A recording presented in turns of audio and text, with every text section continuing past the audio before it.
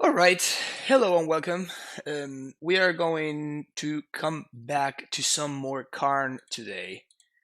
Um, we are yesterday we played a little bit of basically a combination of Karn with Once Upon a Time, trying to find a little bit of a balance, and I was pretty happy with this list. Like it actually performed pretty well. You can watch the videos in my YouTube channel, of course. You know where to find that. But basically, what I'm trying to figure out is I'm trying to balance what the proper combination of cantrips is, and this is what I'm going with right now. It's quite possible that it should be the other way around, but yeah, this is the configuration that I'm working with here. The other thing is I was thinking about trying to fit Castle Garenbrig in here, and the more that I thought about it, the less that I liked it, basically. So um, what I was thinking is, if I wanted to play Castle, what I would cut is probably the Sacred Foundry and one of my basics, right? So these are the two cards. The two castles would be these two cards. However, one thing is that first of all, I don't think we have enough room to make a 29th land happen. Hey KFS, how you doing? Um, so it's pretty rough in terms of like the amount of cantrips that we're running. I definitely want to have one explosives in the main deck. Like maybe the Pact of Negation is the card that could go in place of the 29th land. That's like the only consideration that I would think of. But in the end, I think that I would go with these two cards, with Castle over these two cards. Sorry, and one thing that I was thinking is the bounce lands are just so much better when your goal is to cast specifically Karn, right?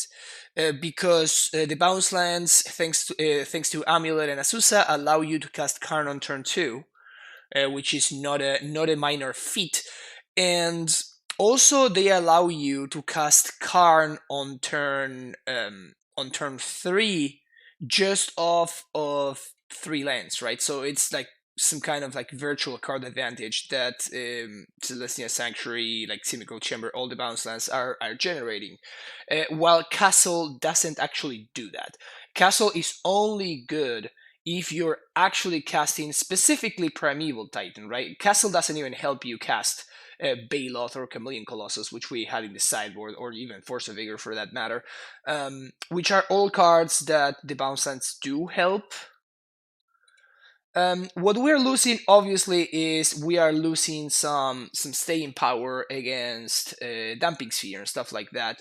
But I still thought it was worth discussing, and it was worth for me to share with you like why I am not playing Castle. So I can always reference this back if somebody asks in chat later, why aren't I playing Castle. I can just say, well, just go ahead and I talked about it at the beginning of the stream, so you can always just like rewind and and see what happens there.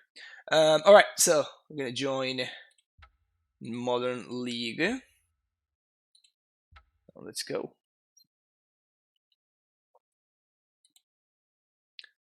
Glad I finally made room for three Karn for Once Upon a Time. I did it yesterday, so if you wanna see how it played out, you can check out yesterday's stream in YouTube, Hosu.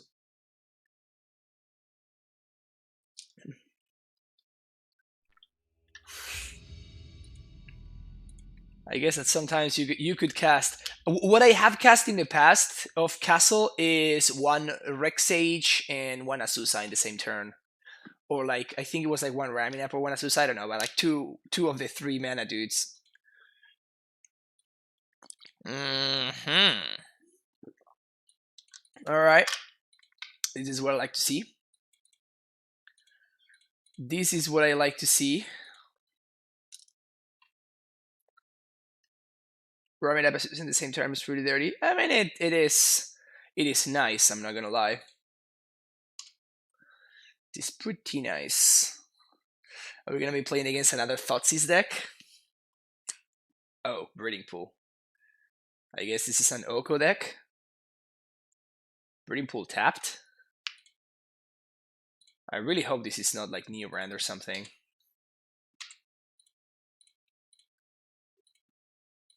A pretty straightforward turn here, of course, like nothing too crazy. The nice thing is that if my opponent answers the AmuLIT or the Azusa, we can still Titan next turn.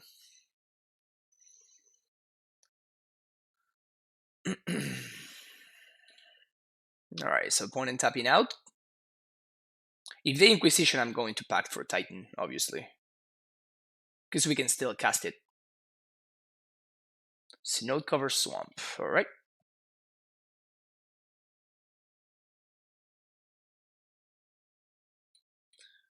For Primeval Titan.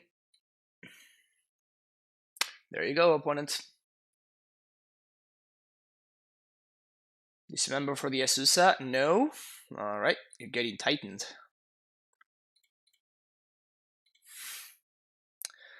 This was what I would call a powerful opener.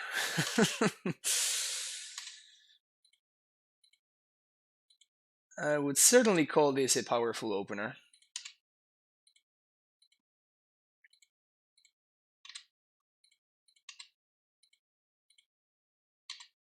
Boom.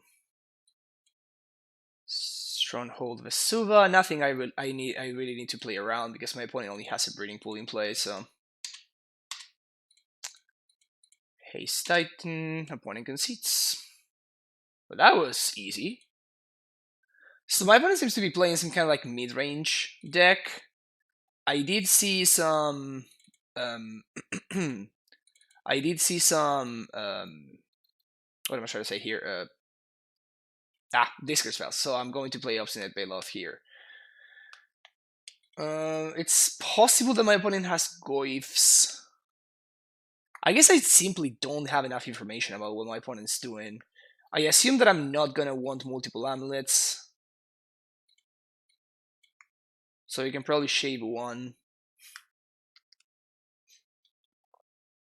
I haven't played AmuLIT in like a month because of Pioneer messing around with other Modern Brews. I miss opponent. Oh yeah. Could be Sultai Shadow. No, because my opponent fetched for a basic. They fetch for a basic, so Snow Cover Swamp. If my opponent had been playing Shadow, they would have fetched for a shock. So I don't think it's Shadow. My guess is Sultai Snow. Yes, yeah. So I'm assuming it's some kind of Oko deck, basically. I don't think I want Ramming Up, and I don't think I want Force of Vigor, but I might be wrong there. And I'm not sure I want Chameleon Colossus, but I guess I'd rather hedge against it. I'm feeling like whatever my opponent is doing over there, we probably have a solid matchup against them. This hand is excellent. We're going to keep it. Turn 1 Scout Reno. Make all line drops. For opponent, probably going to take the Summoner's Pact here.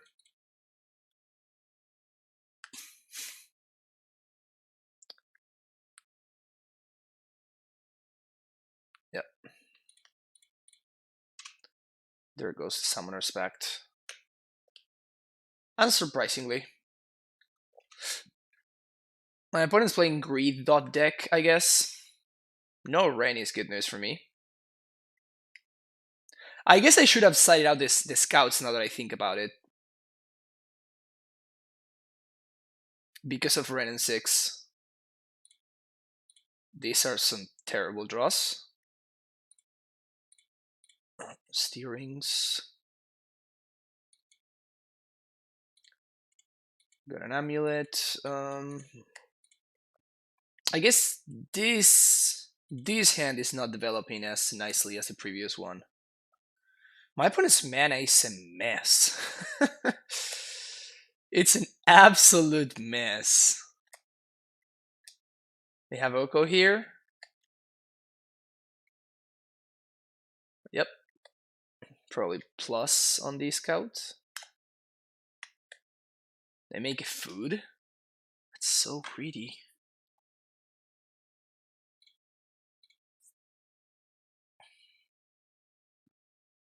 Alright, Tulare West is nice. So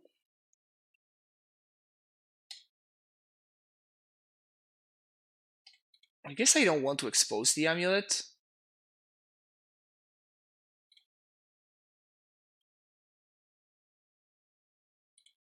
Yeah, I think I just pass the turn here.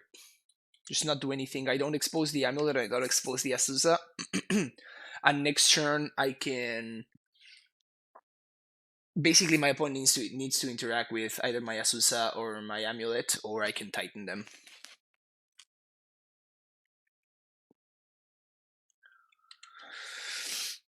Got a 3/3.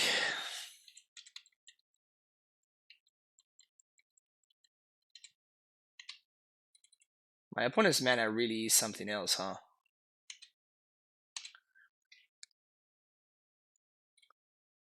Look at that mana base over there. Drown in the lock. Alright.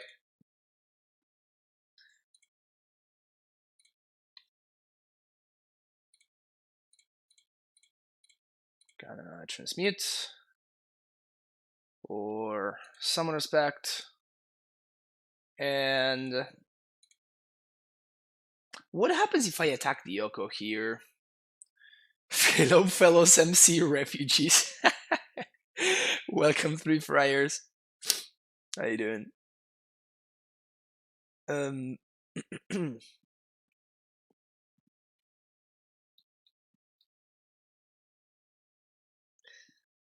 Is this land in play better than the Yoko having one less loyalty? I guess probably. Okay.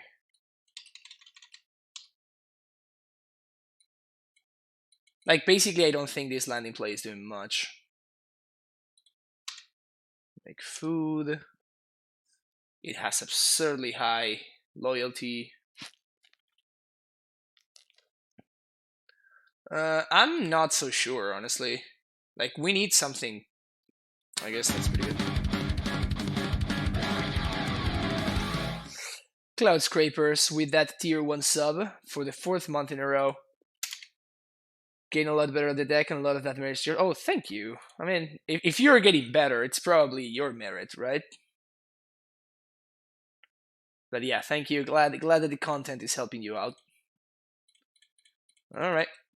We have another Drowned Lock. Snapcaster doesn't do it. Oh, okay. So I guess we win. We only have 4 land types. So we're gonna definitely go the Field of the Dead route. Field of the Dead and Boros Garrison to reset.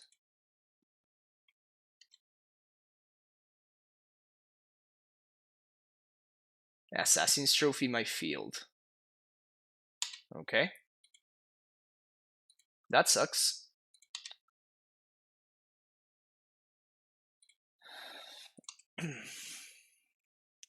One, two, three, four. 1, 2, 3, 4. 1, 2, 3, 4, 5. So I'm not gonna be able to. I'm gonna need another land in order to.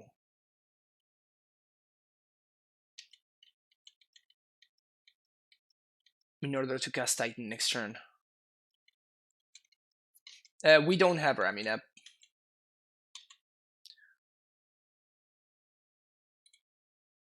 I'm gonna tap mana here. Vesuva.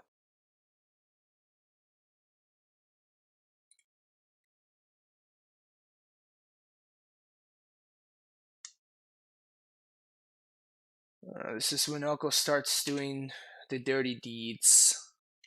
Yeah, I actually think I do not want. So we're gonna trade with food here. I actually think I do not want.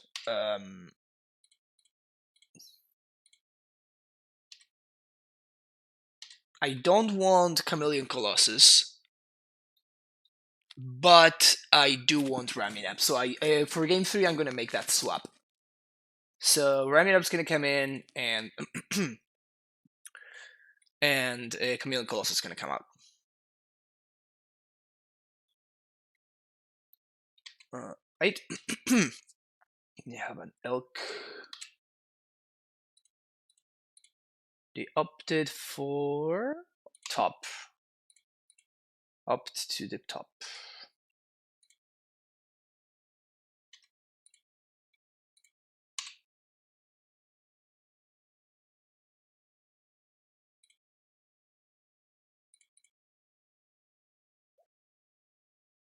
Drown the lock, probably.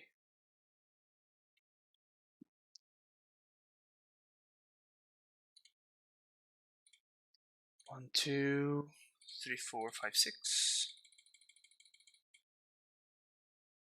Drown the lock this.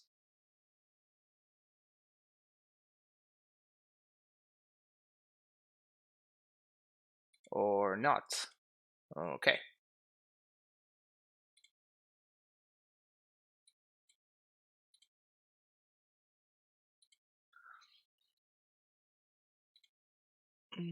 I could haste here.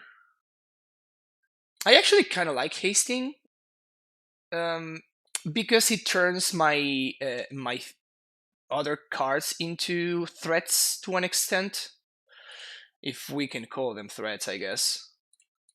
So I think I'm fine doing this.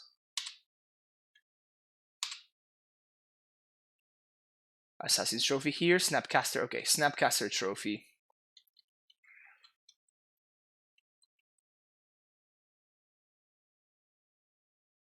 All right.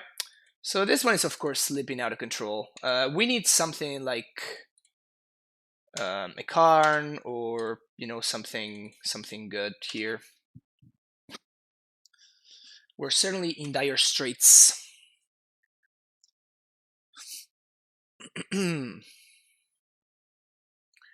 I could have gone for Squadron Titans, but if those Titans are not hasty, then I'm not really achieving anything,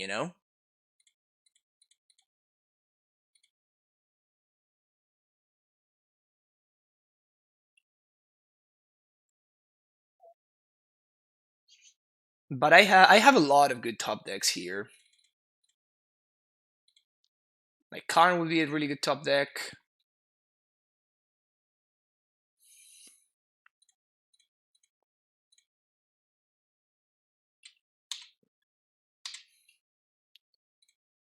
Attack Oko.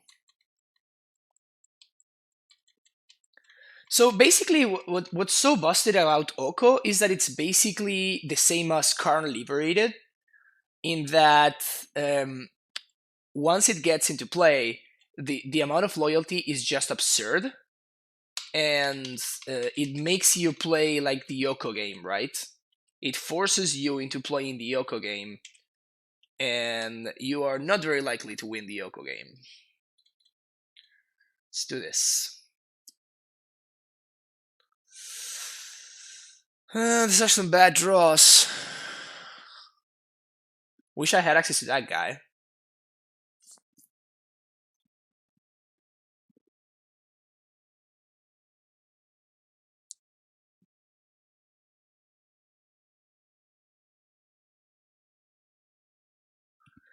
Yeah, I think we probably just have to concede this one. Feels like my opponent got me here.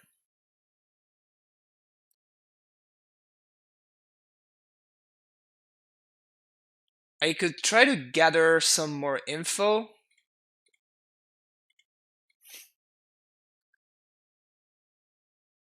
I could try to gather some more info, but that's kind of about it.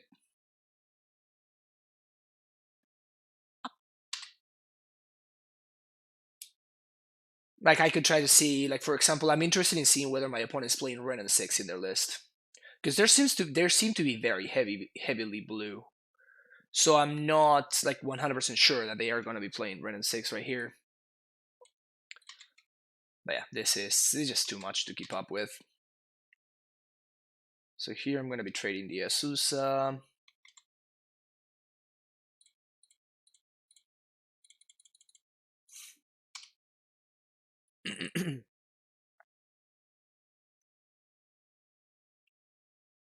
That's an irrelevant card.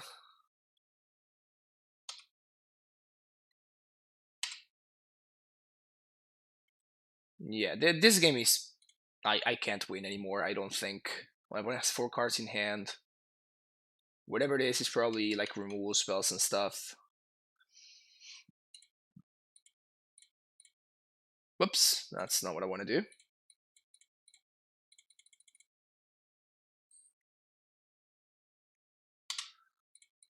I'm still stuck here trading cards for for nothing, because all these food tokens are generated by the stupid Oko.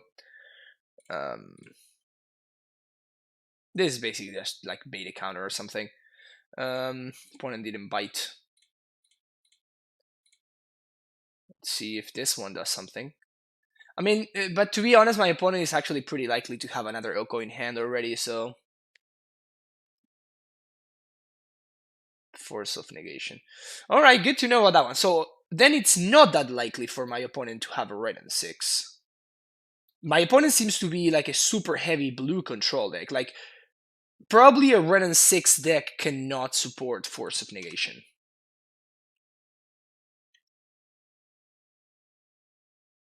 Alright, so we can concede now.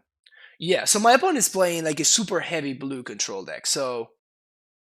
I don't think I want this Disdainful Stroke, but I do want Raminap.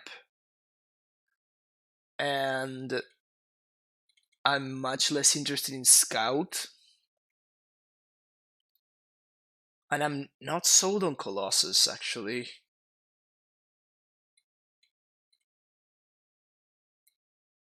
So I think I'm going to do this. Yeah. I could even bring in Worm Coil, now that I think about it.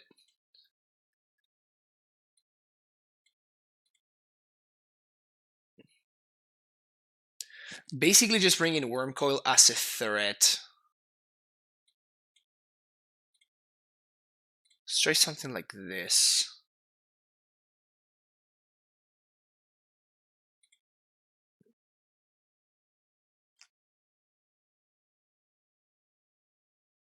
What about EE main? No, I definitely want my Karns to get me explosives.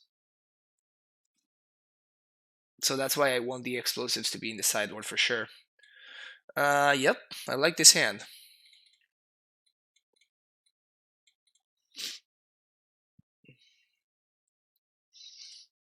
I guess we do have scouts, so I'm going to Once Upon on turn 0. That's a prime time. Alright.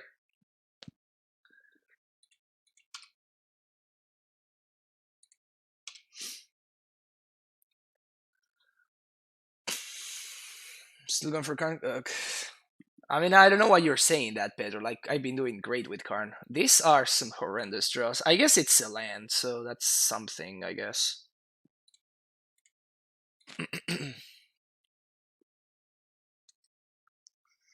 So, the only thing I don't want to see from my opponent here is a discard spell.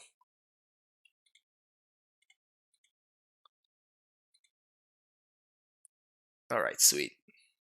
So for 1 mana, there's nothing that can get me, so we're gonna name Giant here.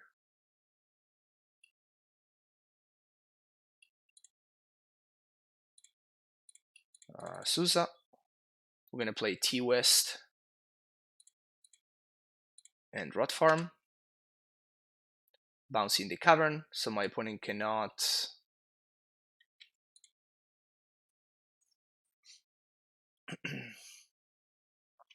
It's gonna be a push, probably. Yeah, it's fine.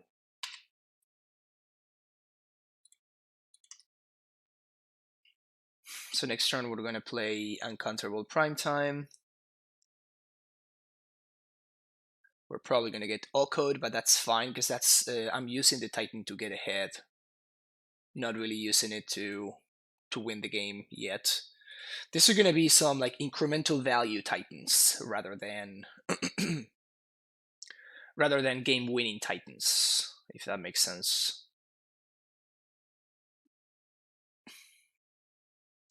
Titan is just Hour of Promise, basically. Yep, exactly. Huh.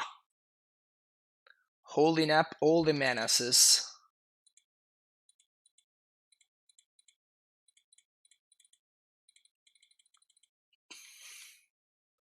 No Oko is definitely very good for me.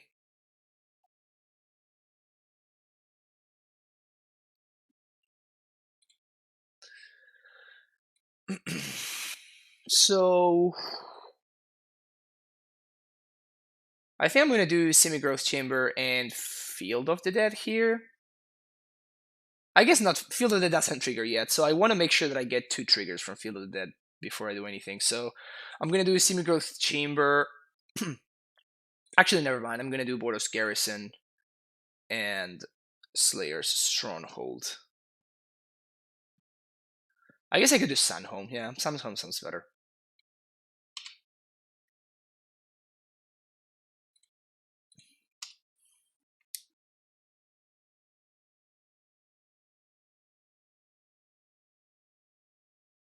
Probably going to get trophied here. That's fine. We have another Titan. Yeah, no Oko there. It's kind of huge, actually. Opponent keeps on top. They still don't do anything, though. Like, every turn that goes by and my opponent doesn't use their mana is just so good for me. 1, 2, 3, 4, 5, 6. Next turn I can haste the Titan. Ren and 6. Okay, so there is a Ren. There is Ren. I can't believe, like, my opponent's deck is like Greed deck. There's the Catacombs. So they're playing Ren and Force of Negation in the same deck.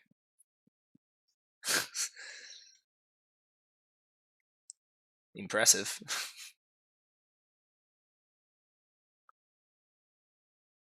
Assassin's Trophy. Okay. Opponent stepped out, though. I could Steerings, but I think I'm way more interested in playing Titan here, hasting, and triggering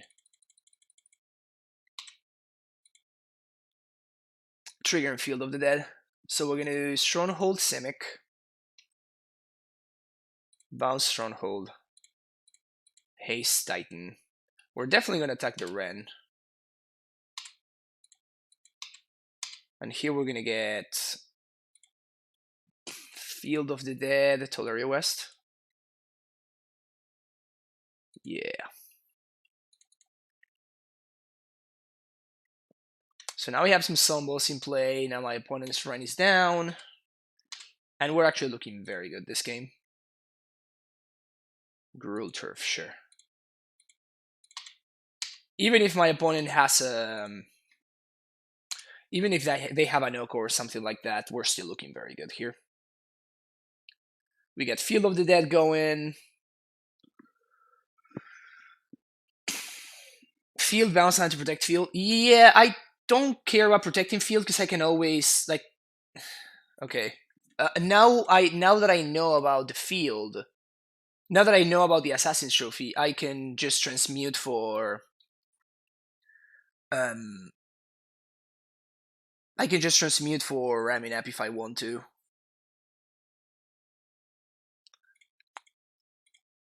Transmute.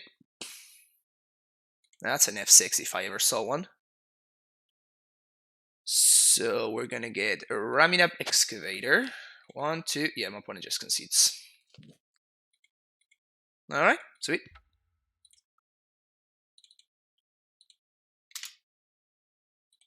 First match of the day. Yeah, so at that point I was going to get ramming up, then get a land, we can haste the ramming up, we can kill the Yoko, my opponent still is like insanely far behind, and because I top deck the Asusa, we can replay Tolaria West from my graveyard as well, the one that I just transmuted. It's just gross. Yeah, thanks for hanging out, KFS Hosu. See you next time. Okay. Yeah, I'm gonna keep this. It's not like the most insane hand I've ever seen, but it's a turn 4 Titan on the play. we have all the pieces that we need for it, and we also have Radiant Fountain, which should help us gain some time. So yeah, I think it's definitely a keep, especially on the play.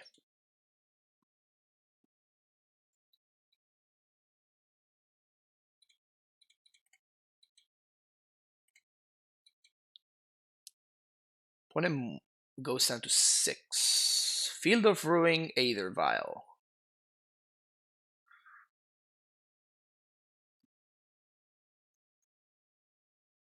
What the hell does that mean? What the hell does Field of Ruin, Aether Vial mean?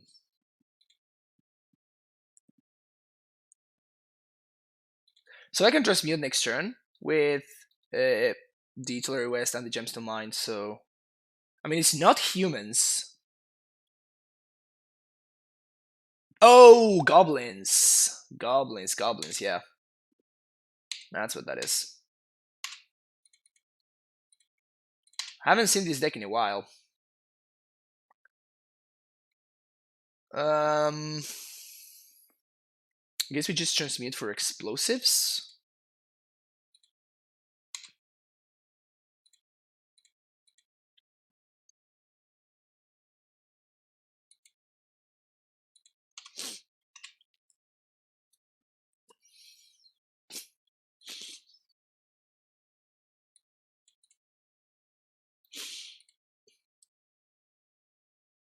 My opponent can feel my garrison, but it doesn't really matter. We still have Titan mana next turn. And it also kind of like locks my opponent's mana. I guess they're just gonna hardcast a Tron. Okay.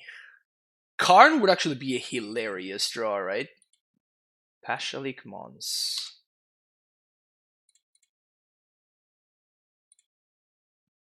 1, 2, 3, 4, 5.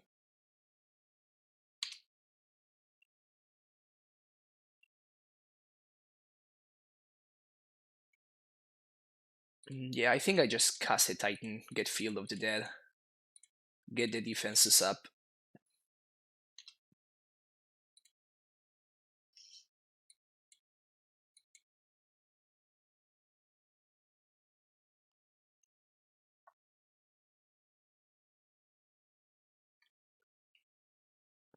I'm suddenly getting Field now. Am I getting? I think I'm getting Tolaria West, right?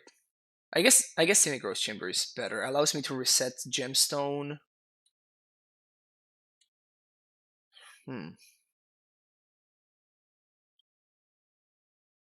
What to do here? Yeah, I guess I actually want to have a bounce line in hand, so we're going to do this because of Field of the Dead, because of a Field of Ruin, I guess. Oh, I can just go squatter the field. That's the other option. I think I'm actually gonna do that. Yeah, I'm gonna do that instead. So we're gonna reset Gemstone Mine and send and go squatter. I'm just gonna go squatter the Field of Ruin right now. I haven't played against Gobos in a while.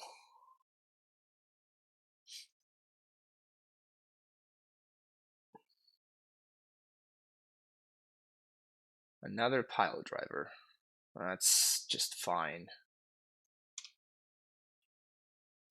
They don't have pro blue attacks, so yeah, that's none of their abilities are relevant unless they have trample. But they would need like the 1-drop dude in order to get trample, so another goblin you control dies. There's 1 damage to any target. Oh, okay, that's a problem. Can we get combo killed here? We might get combo killed here.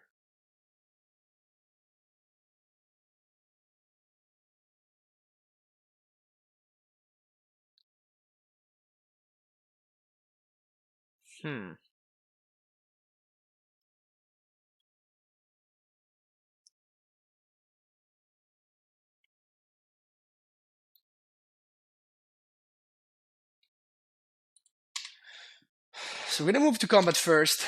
Gonna make my opponent make the first move. They don't, though. Okay.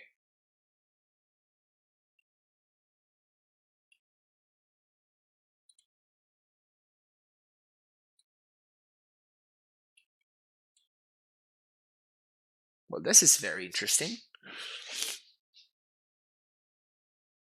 Man, Walking Ballista would be pretty good right about now.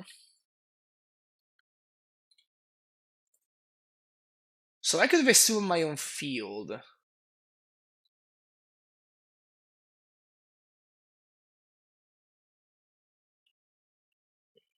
I could assume my own field.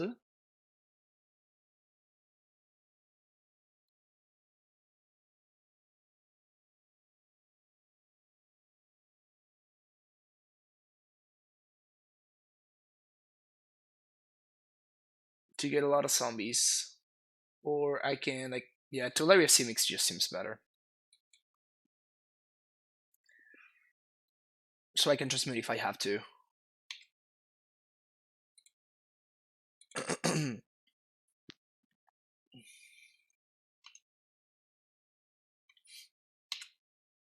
Okay, so I'm going to Explosives on 4 here. Because this forces my opponent to react. They don't do anything. That is perplexing.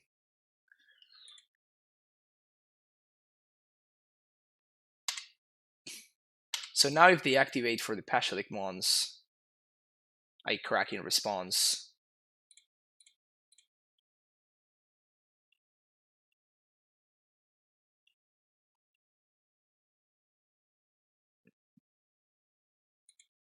So this kills the lieutenant. Unless they have a second lieutenant, I should actually be in a good spot now.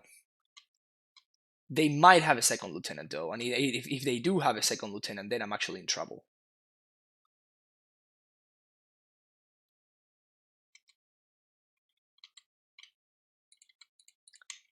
But if they don't have second lieutenant, then I'm actually in a great spot.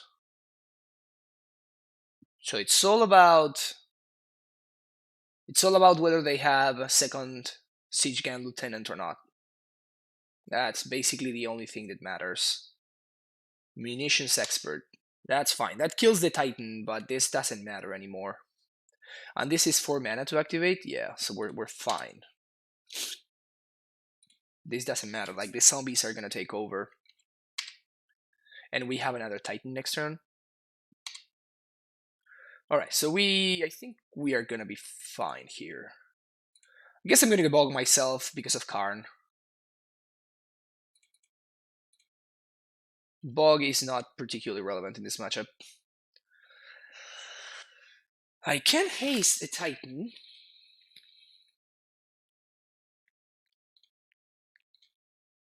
So let's do that.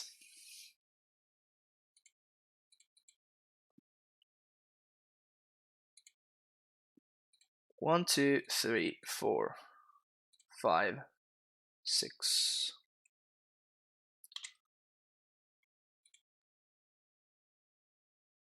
Stronghold, Bounce Land. And then on the attack trigger, we're gonna get... We have so many Sombos.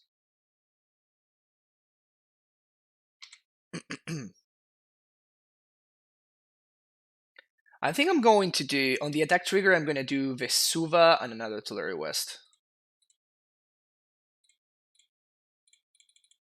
And the Vesuva is going to copy... It's gonna copy a Bounce Land, and I'm gonna bounce itself. 0 cards in hand. Because by bouncing the Vesuva itself, it allows me to gain 2 life with Radiant Fountain. Which could be relevant. This is a very lethal attack, so my opponent's going to need to do something about it.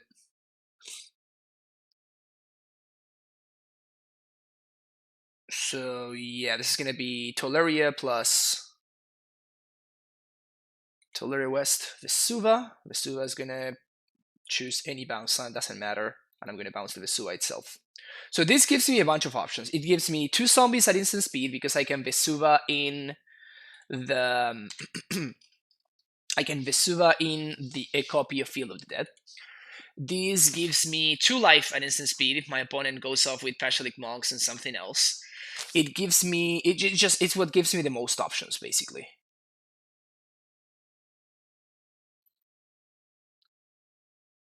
Opponent just throws a bunch of 1/1s under the bus. We're sitting at 20 though. There's no way that they can get there. And I have 5 zombies to block. I wonder if they kill the scout here. Seems like they're just going face. 1, yeah, they're all going face. Okay, that's fine. Cool, because this gives me more options basically.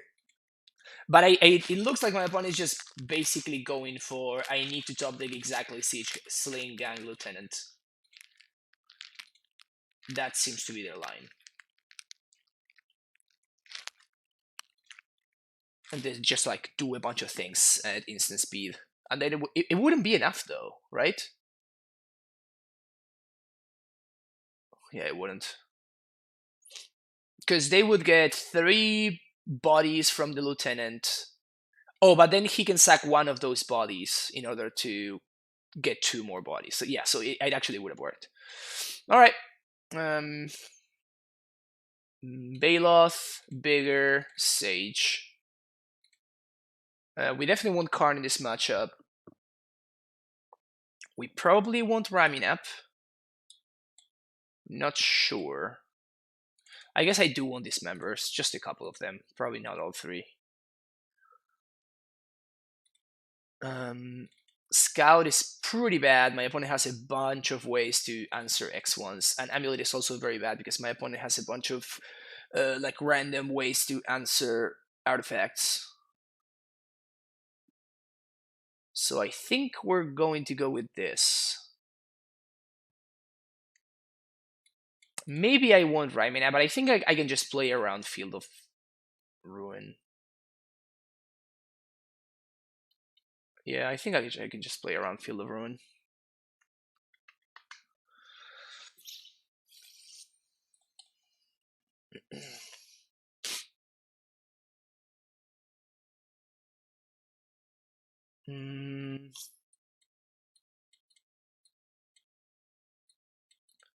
No ramp, just lands. Probably mulligan.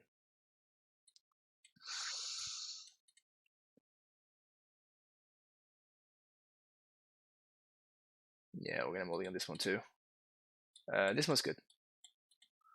Alright, so keep, and we're gonna bin. I kind of want to bin the Force of Vigor, and I guess the Scout.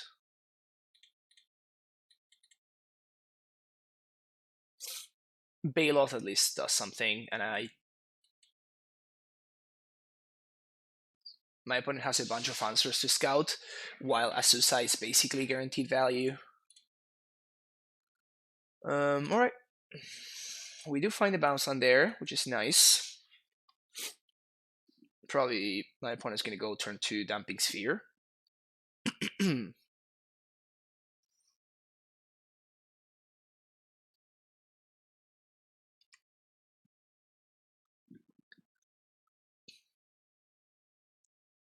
Turn to Damp Sphere, probably. I mean, turn to something. They need to do something.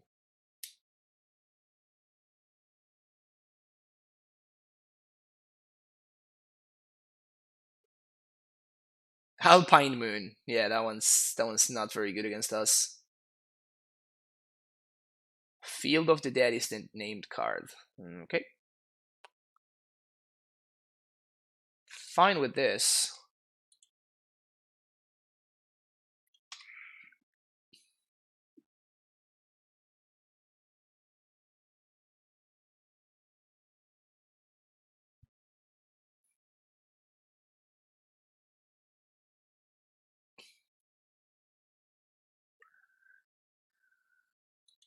Matron for Lieutenant, probably. Ringleader. That's so much better than Lieutenant. That's an amulet.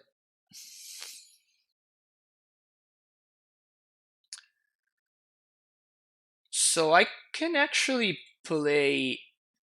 Yeah, I can probably play Bailoff here, which seems pretty good. Asusa. Just make Bailoff mana here. Also, if my opponent is going to be spending their turn playing Ringleader, then they are not going to be able to answer either my Asusa nor my Amulet. And I have a 4/4 in play that they can't attack through, so that's also good for me. Super uncounterable Goblin. Crank 'em up, boss. Alright, that one is a problem. Dismember. I guess that works, huh? It kills my own Bailoff, though, which is bad beats. 1, 2, 3.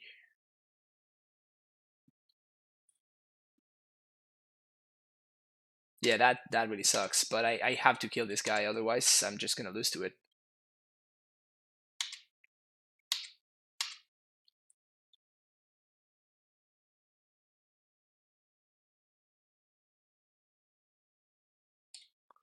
Well, that's brutal.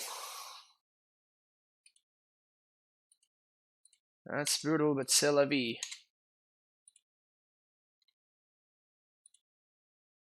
1, 2. Giant. 1, 2. White, blue.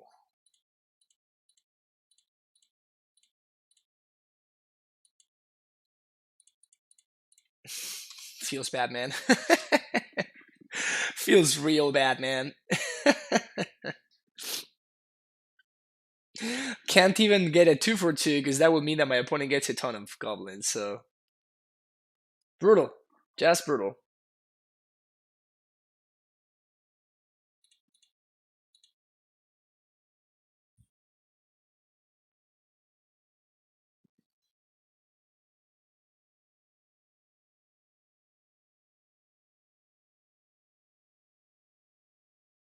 I don't know what they can have that will ping me, that will ping the Asusa, but like that's fine. Like I have Titan mana anyway. Like if they're using their mana pinging my Asusa, then they're not using their mana answering my Amulet, which means that I should have. Alright.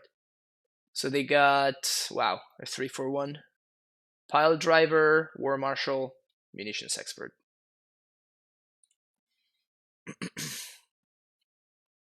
Another Alpine Moon. Probably naming Gruul Turf.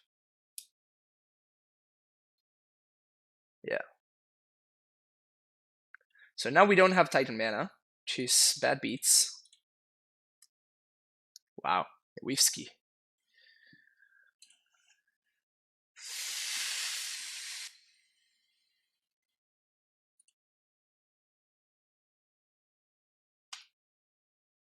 So they're gonna kill the Asusa?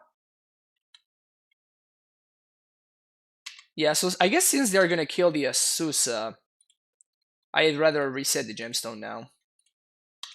Because I mean I know about the munitions expert, so I'd rather make my land drops and reset this.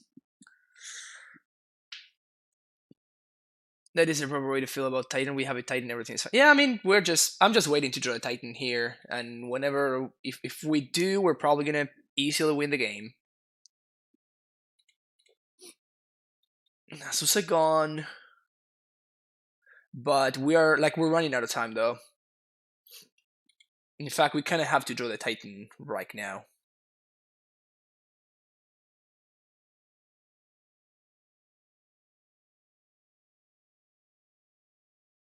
Say what? To the battlefield, search target opponent library for 3 cards and exile them. Then that player shuffles the library. I mean, they're gonna get to exile 3 Titans. I still have. We didn't use any, and we didn't sideboard any out, so we should still have a bunch of Titans. Yeah.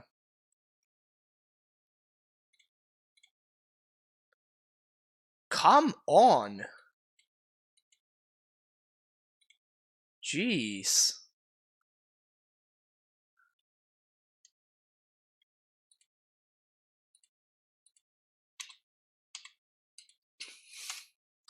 No Tulare Wests, no Karns.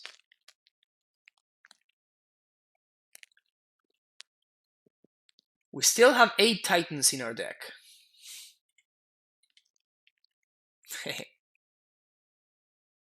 I always thought the art for this card is just like so bizarre.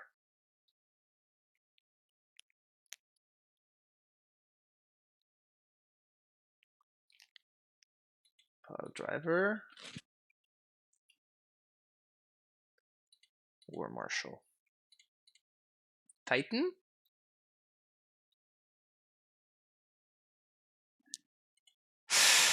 Well.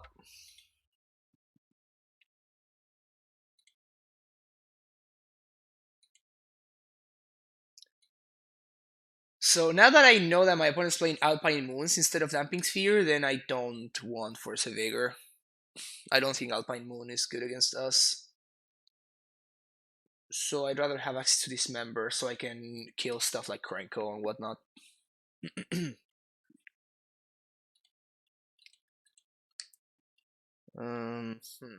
Okay.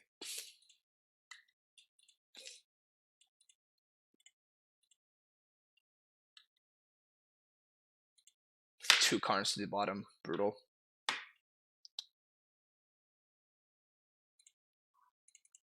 Fountain.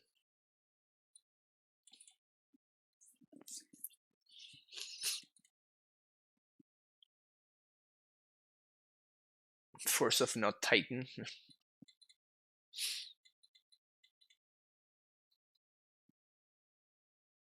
Munitions Expert. That's a Nether Vial.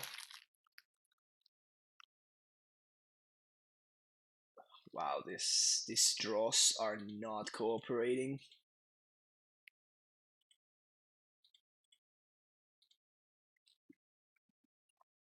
He just stopped in to watch my break. Oh, sweet, Tiger. Welcome.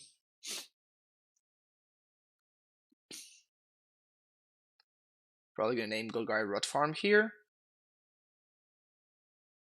Yeah, which I will be very okay with. In fact, this is actually pretty good for me.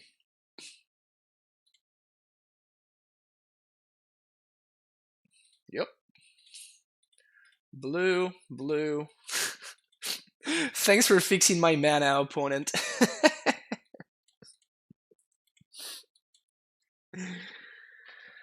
Thanks for fixing my mana.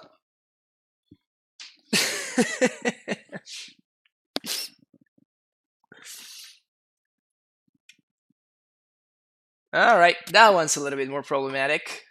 The classic Alpine Moon Golgari Rot Farm. Alpine Moon Blood Moon combination. I did not see that one coming. Let's put it like that. Let's put it like that. That's not a combo you see every day. Now I feel very silly sideboarding out my first Vigor.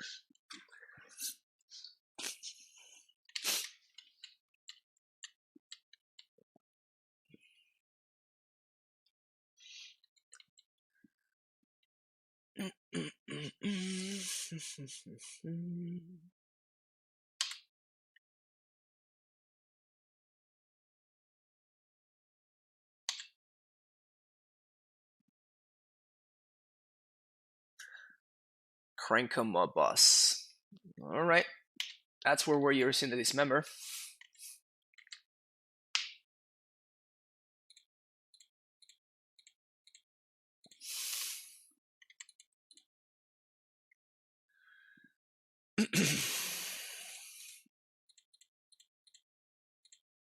Oh, this still fixes. Oh, this still fixes my mana under the Alpine, under the Blood Moon. Oh, first, you see, you don't see these two together very often, so I've never seen this interaction before. But like Alpine Moon doesn't combo particularly well with Blood Moon if your goal is to make your opponent not have good mana. That is hilarious. That is a good one for them, though. So I could have actually played the Obstinate Baloth on the previous turn. Or I could have not taken damage. Like, I took 2 damage for free, for no reason.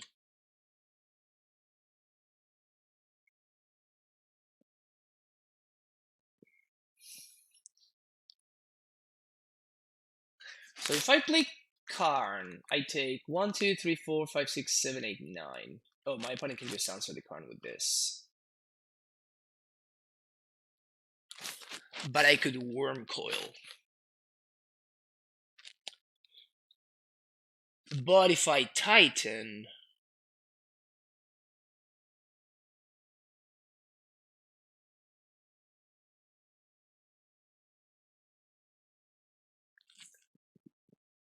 If I Titan...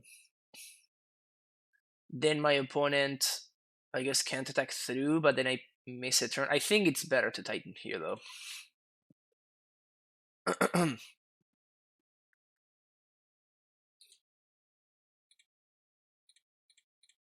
Yeah, those 2 damage might actually end up being relevant, which really sucks.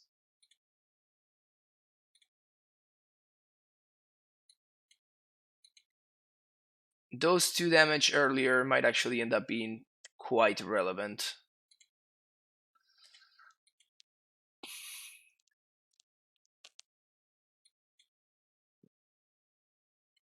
Alright, I need my opponent to whiff 1 turn, probably.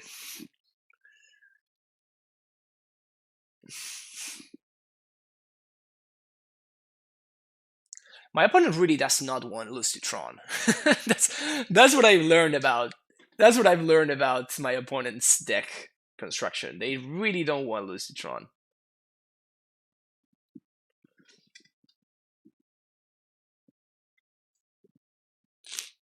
Alright, so the Titan's stabilizing.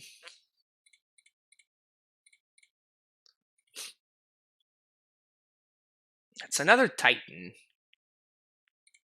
It's not bad. I'm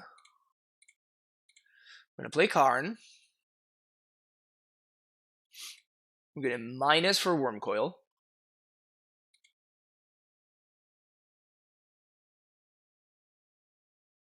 I could also minus for explosives, actually. Because if I minus for explosives, I can actually explosives for 3. Oh, yeah.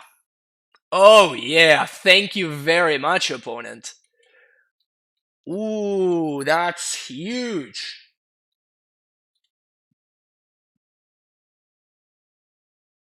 That's so huge. Like, I'm gonna be able to explode on 3 thanks to my opponent's Alpine Moon. This is hilarious. So if I don't die this turn, I'm very certain that I'm gonna win this game.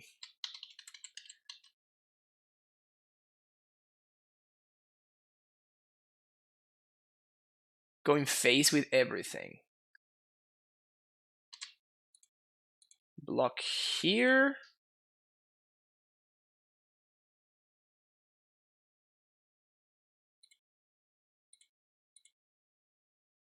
One, two, 1, 2, 3.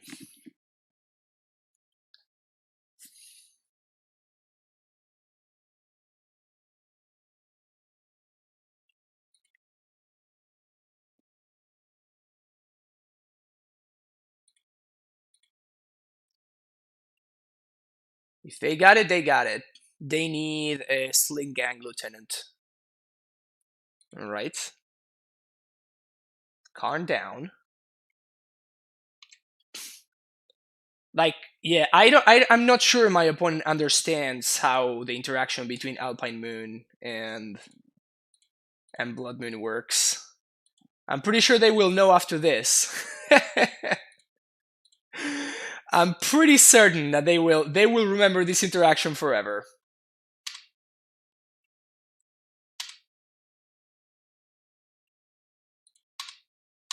Pretty certain my opponent will never ever forget this interaction again. So we're gonna do Vesuva, Bounce Land, and I'm just gonna try to gain as much life as possible. Because the zombies are going to stabilize the ground.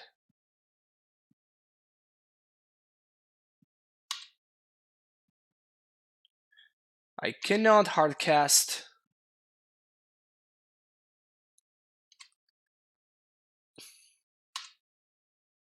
I cannot hardcast the second Titan this turn, but that's fine. Well, I was not expecting to win this one. I guess I can still get comboed out with some weird combination of cards, but why did you decide to try Karn again? Because I think it's actually solid in the current metagame. Like if you're expecting to see Oko decks, Karn is very good against Oko decks. Like if the format is more mid-rangey, Karn shines. Wow, I can't believe I won that game. Literally won because of Alpine Moon. How funny is it that I won the game because of Alpine Moon?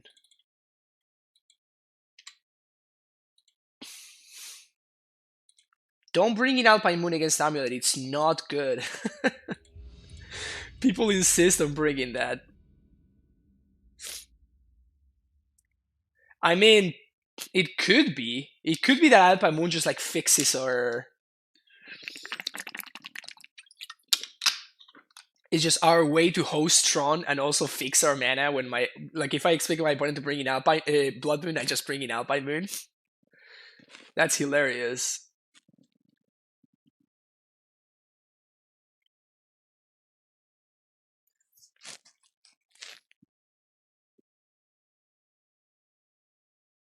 Alpine Moon is good if you're gonna name Field of Dead, except it still fixes my mana, right? And you're stopping like one. You're using one card.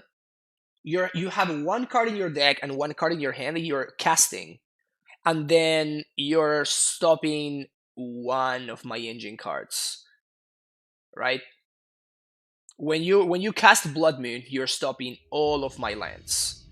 You're stopping my Tolero West engine, you're stopping my haste lands, you're stopping my gain life land.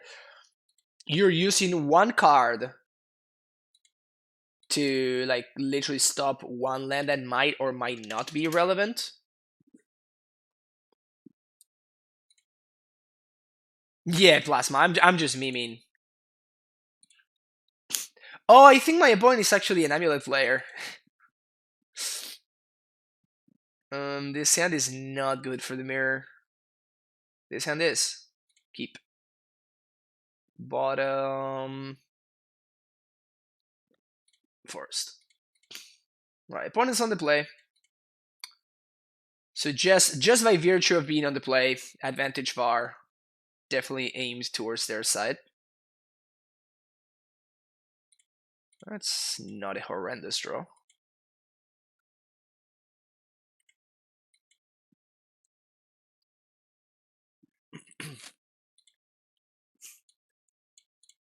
Golos. Oh yeah, my opponent plays like this weirdo mid-range version of AmuLIT with like. Oh yeah, jingle bells, jingle balls, jingle bells. Sorry. Thank you so much for the tier 1 subscription. Welcome to the Primetime Stronghold. Thank you for being here. Thank you for hanging out. Yeah, this hand is turning out very, very, very good. But yeah, my opponent's playing like this weirdo version of AmuLIT with like main deck Golos and main deck Tireless Tracker and stuff. Second AmuLIT for the turn 2. That would have been nice. It would have made this game easier. It's nice that we just like naturally drew the Ghost Squatter though. And if my opponent does something, why are they showing me another bounce land?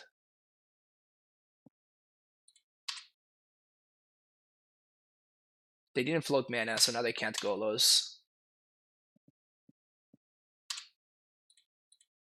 Yeah, my opponent could have played Golos that turn. I wonder why they didn't. Now we don't even need to pact for our Titan. This is just, now we have a million pacts. Yeah, this game looking very good for the home team here.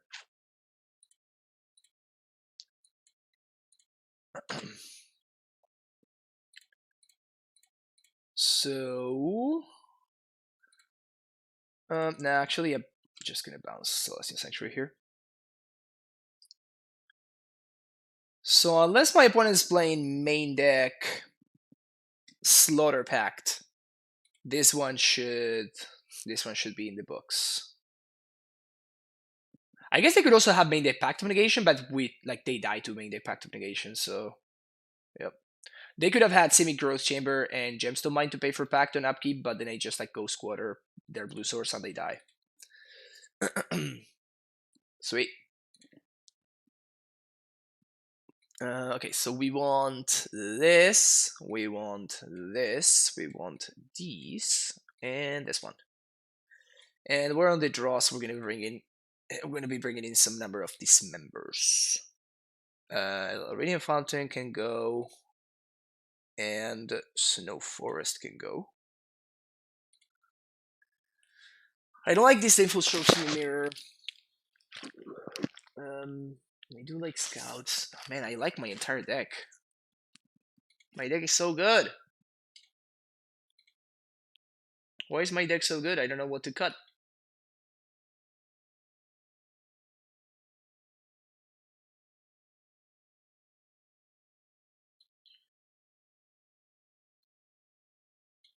Like, I definitely want Karn in the mirror. 100% want Karn. 100% want Sage. I definitely want Force. Huh.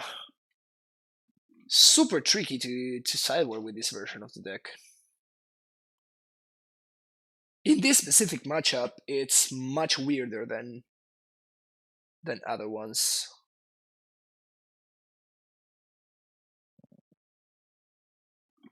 I guess I just have to shave some cantrips.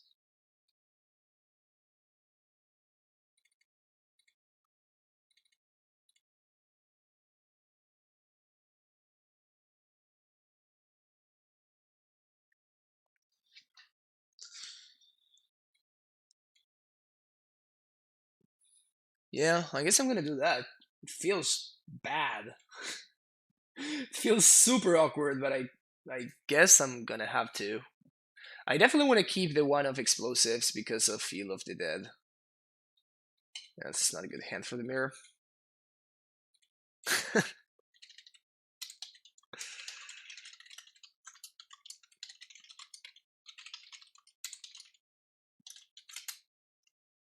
Definitely mulligan this. My opponent says your opening hand is always amazing, and I'm like, well, I mulligan accordingly. That's not a small part of it.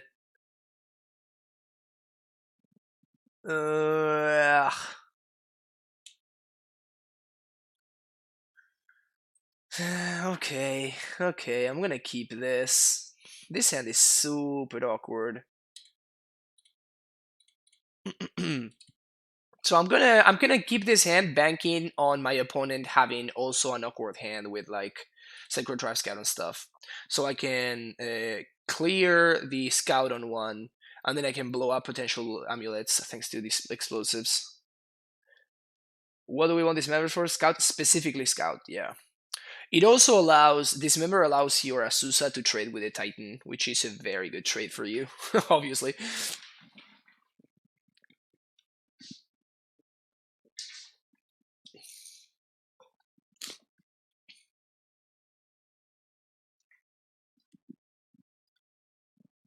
All right.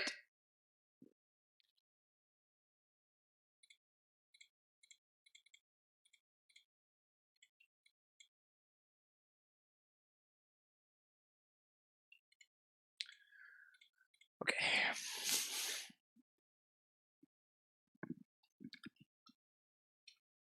All right, so my opponent gets his Sanctuary there. Forest in hand.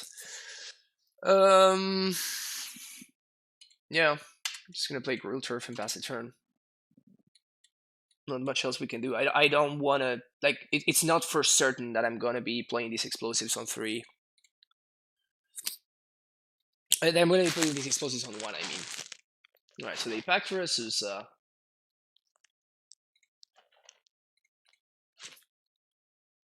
Okay, so they're not gonna be able to Titan next turn because they're gonna need to pay for Pact. But I know that they have Titan mana. Azusa? Scout. I mean, unless I draw specifically AmuLIT, this is not going to speed up my Titan turn, unfortunately for me.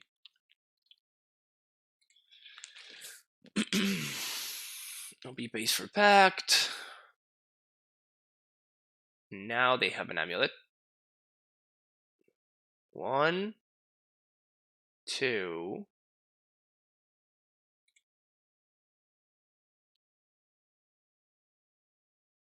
A Breathe.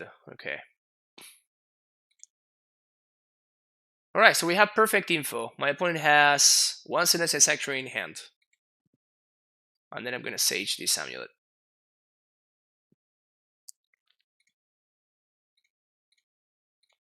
So, kill that. I'm not sure I'm a fan of my opponent.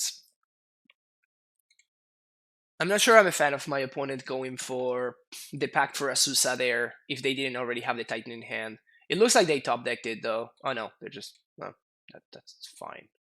Alright, so that's what they top decked.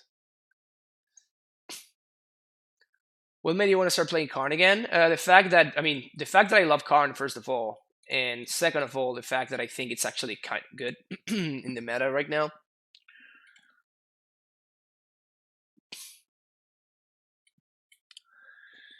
So,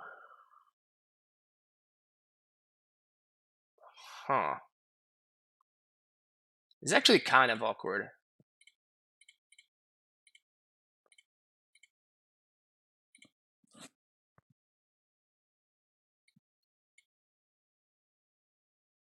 We can't pay for Pact of Negation because we don't have double blue, which kind of sucks. But what I think I'm going to do is I'm just going to guarantee that my opponent's Pact of Negation doesn't do anything.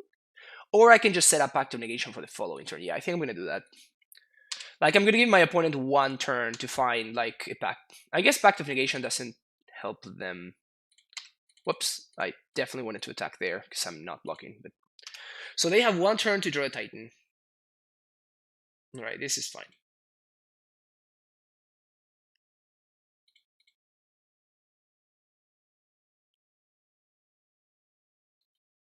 Alright, sweet. So we're probably going to win this game too.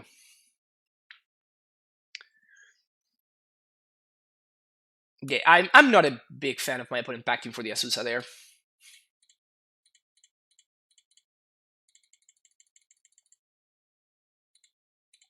Not a big fan of the Pact for Azusa there. Simic Growth, Tolaria West? Yeah. Yeah.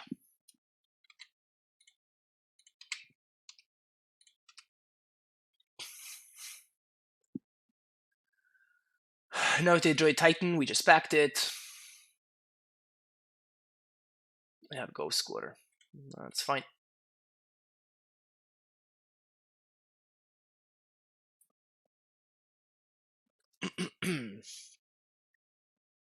One, two, three, four, five, 6, 7, 8.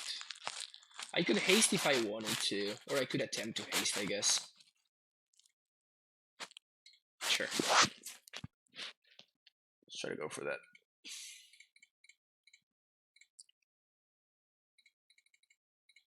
I'll leave white floating. So my opponent's probably going to go Squatter the Sun Home in the Stronghold in response, but that I'm okay with that. Yep. Opponent makes the correct play. But what that does is it allows me to do something else instead. Once upon for another prime time, sure.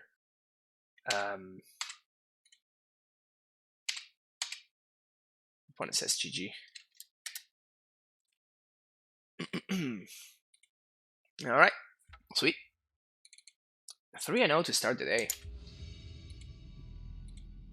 Feels good, man. Can I get a link to the Discord? Not sure how about. Oh yeah, Jingle Bell. Sorry about that. I totally missed your comment. That's your link right there. There's the first one. So you need to join the Discord, and then you need to link your Twitch and your Discord accounts, and then you just wait a couple of hours, and you're gonna get access to the sidebook guide. But yeah. So that's actually to show, right? Like we mulliganed to 6 there, but our hand had a plan, right? And I mulliganed accordingly, and it ended up working out because like I mulliganed, right? I could have kept either the 7 or the 6, and I would have like probably lost that game instead. So like what my opponent was saying, it was like, your hands are always great, but it's just like, yeah, they are great, but I make them great. It's not that it's just a random thing that just happens. So I can't Azusa on 2, and I can't Karn on 2. Trying to figure out. I think I'm just gonna name Shaman here,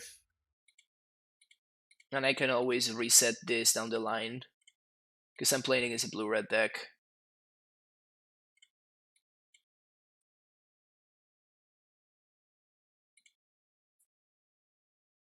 Probably Bolt.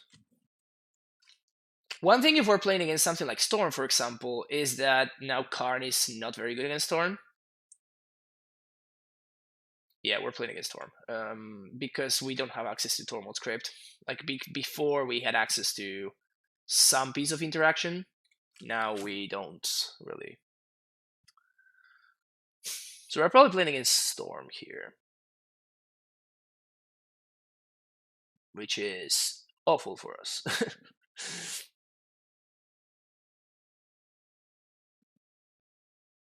Yep. So the good thing is that if we get to survive, if we draw a land and we get to not die next turn, then we're going to be able to hold up Pact of Negation, so that's something.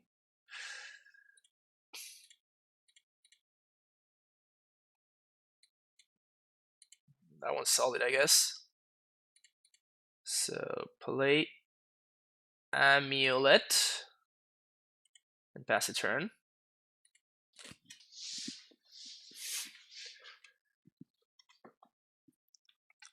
We're 2 mana short of Karn Lattice locking. Brutal.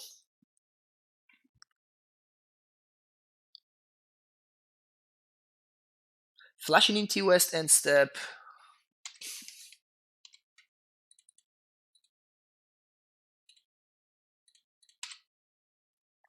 Thoughts on Chalice in the Karn board? I tried it. I didn't like it.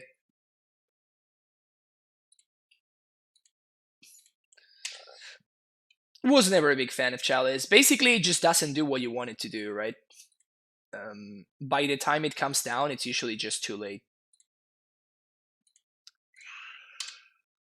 So, if we play Sanctuary twice...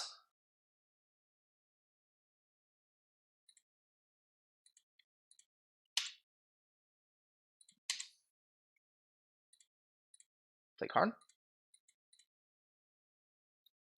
No Remand. Huh. So my opponent's gonna gift end step, I guess? That being the case... 1, 2, 3, 4, 5, 6. I can't Bog. And I can't Pact either. Ugh. So I guess I'm just gonna -2 for explosives. I'm going to play explosives for 2 and then ship the turn. This is like the only way that I can interact with what my opponent's doing. How do I feel about Defending Silence as a board in against Storm and PO? Too narrow. I don't wanna have such narrow cards against. Also, it's like a one-off that we can't tutor for either. So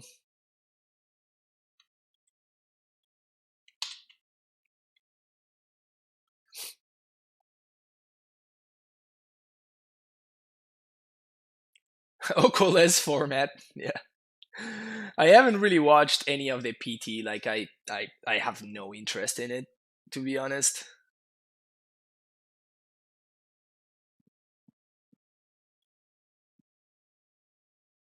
I don't even know if the draft format is any good at all. Can I talk about the merits of playing Karn in AmuLIT? I have done a lot of content about it. Basically, Crimson Arc. Basically, what it does it's like gives you an alternate win condition, which is kind of nice. It gives you a different angle of attack that your opponent is not prepared to, and the best thing that it does in practice is that it forces your opponent's resources, right? Very often what happens is you play an early card turn 2 or 3, and your opponent is forced to use a ton of their resources in order to answer the card, and while they are answering your card, you still have your mana engine going, and then you just tighten them and kill them, right? So by diversifying your opponent's resources, then you are much freer in order to, like just tighten their face. Very often, you just like it's just fine. You just you're very fine with your Karn dying. In fact, we have a command for that. 69 metagame share is full of Vogo. Yeah, no, I have no interest in that. Yeah, so we're definitely beating the rituals here. Yeah. So trying to strangle then on mana is gonna be our plan. Thanks to the explosives, like this is the only axis that we get to interact in. So we know 3 cards from their hand. And they should not have enough mana to go off here, unless they splice Desperate Ritual. If they splice, maybe they have mana to go off. Maybe. But I'm not sure. Is there enough space for the Karn Shell and Once Upon a Time? Yeah, just check out the deck, Santi, because we are doing exactly that.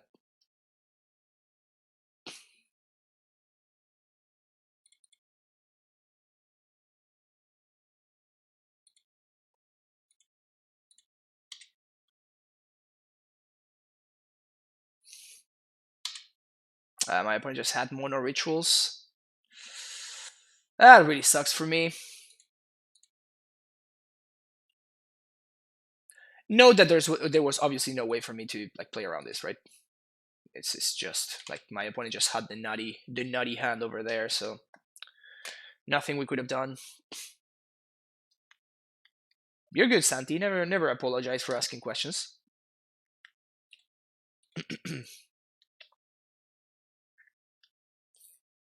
But yeah, this should very likely be enough for my opponent to go off here. I would imagine 1, 2, 3, 4, 5. I mean, I'm gonna be hopeful. I'm gonna bounce this Semi-Ghost, this Sedency Sanctuary, but I think we're just dead here.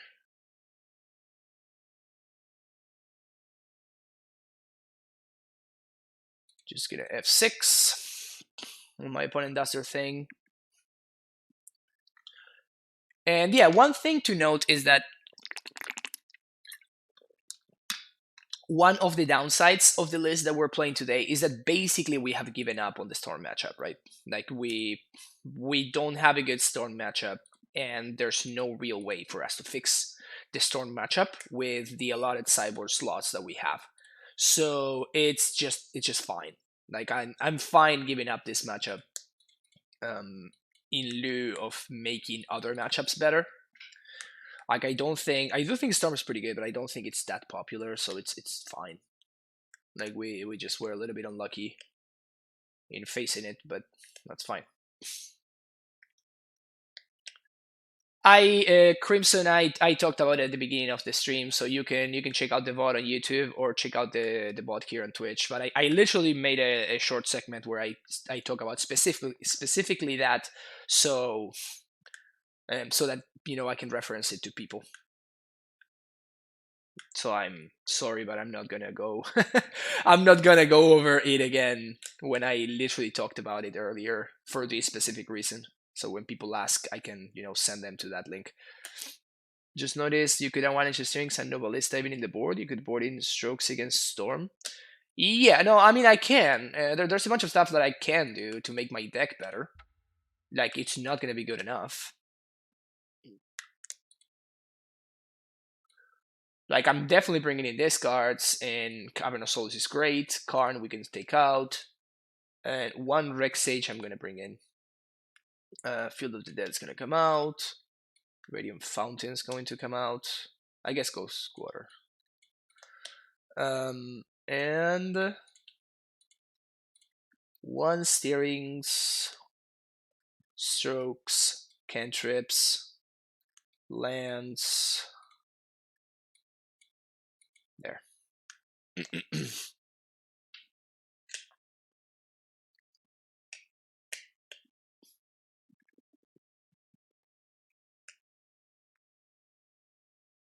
I don't want more than one explosives because it's really unlikely for my opponent. Like, basically, the only reason why explosives is in the deck is because I'm respecting the off chance that my opponent might be bringing in the Empty the Warrens plan, but it's not very likely, you know. And if I do want to find out explosives, I can always transmit for it, but I don't want to naturally draw the explosives ever, basically. So I don't want a second copy. Speaking of never want to naturally draw in this, I'm gonna keep it though because this hand is it's just serviceable. So this is a turn for Titan, I guess. It's not great, but it's probably better than the average draw.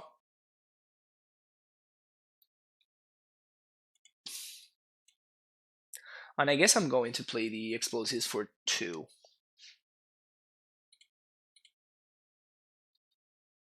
Just like face up. Just like straight up put it into play.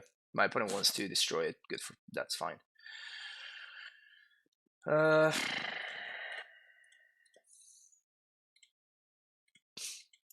But I'm gonna be using my mana next turn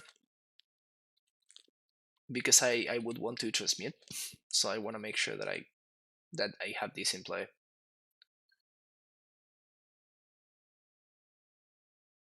Desperate Ritual. It's gonna be a Blood Moon. Area of Flame. All right. That's awkward.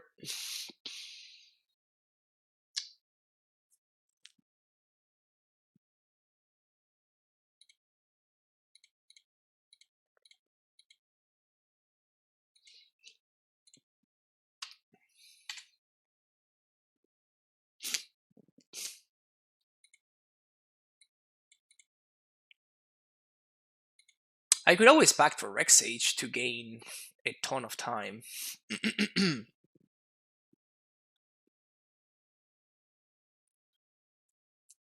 In fact, it's probably not to buy a ton of time. It's basically just to not die to this Area of Flame.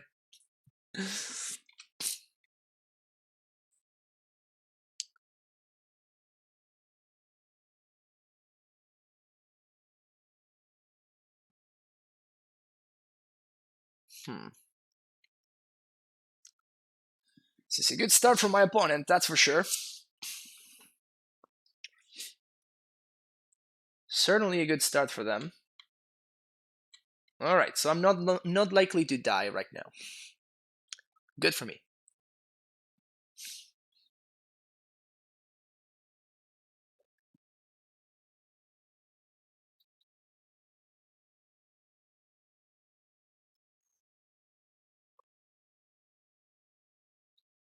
So the best thing I can draw is either another Pact or I guess naturally drawn Rex Sage would be the best draw. That would allow me to spend this turn to just like play my Sage. What is his face with that tier 1 sub? Thank you so much. Welcome back to the Primetime Stronghold. Untap, I keep Titan repeat. Indeed. You get it. You get it. So what I was saying is like the best draw. It's probably just a naturally drawn Rex Sage. All right, yeah. So we're very likely just dead next turn. So I'm gonna need to back for Sage, unfortunately for me.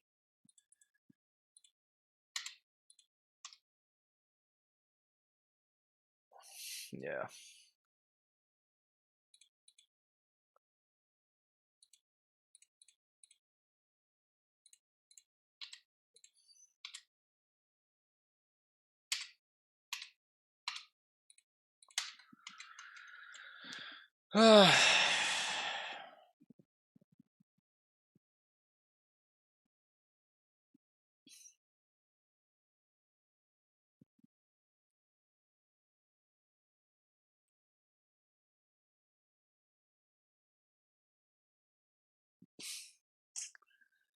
We have a mana creature dealt with at least.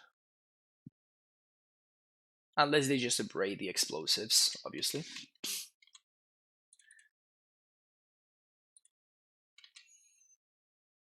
Alright, we're diversifying mana, maximizing on mana.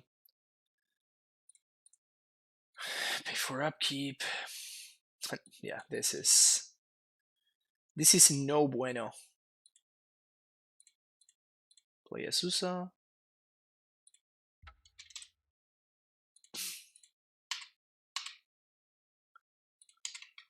So at least the presence of the untapped scout makes my opponent kind of respect the instant speed bog. So it seems higher value for me. Like, I'm not gonna get there before my opponent kills me, right? So I am trying to, kind of make my opponent respect.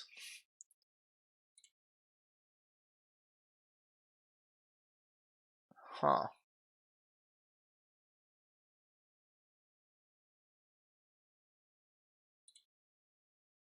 Are we doing this?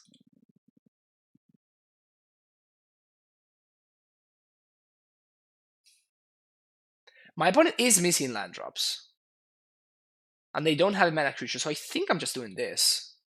And just give them 2 spells versus the lands to hit land drops. So I think I'm gonna split like this. It might be wrong. But I'm feeling this split. Also, Fact or Fiction is such an awkward one.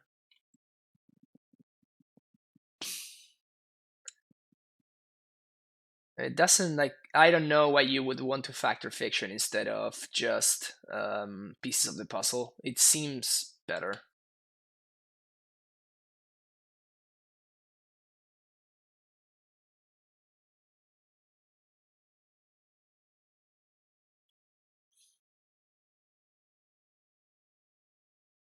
Right. Oh, they do have pieces of the puzzle. Okay, so they have both. Not this one, not this one, not this one.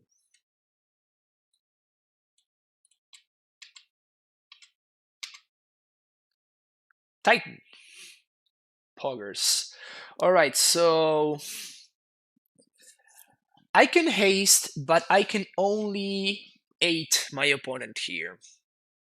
Because we don't have an AmuLIT.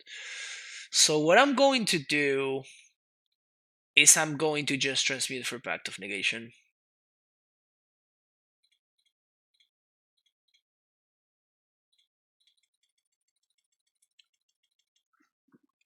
We are just going to do the reasonable thing, and we're just going to transmute for Pact of Negation. I could Bojuki Bog as well, but if I Bojuki Bog, then I can't Pact, so it seems better to Pact than to Bojuki Bog. And if we get to untap, then we should win.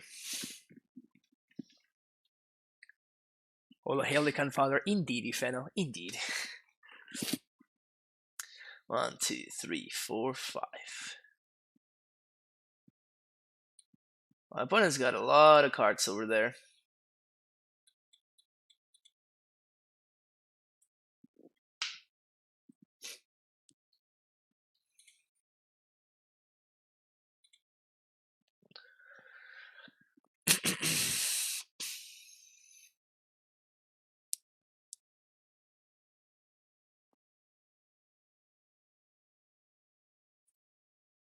Pyretic Ritual resolves.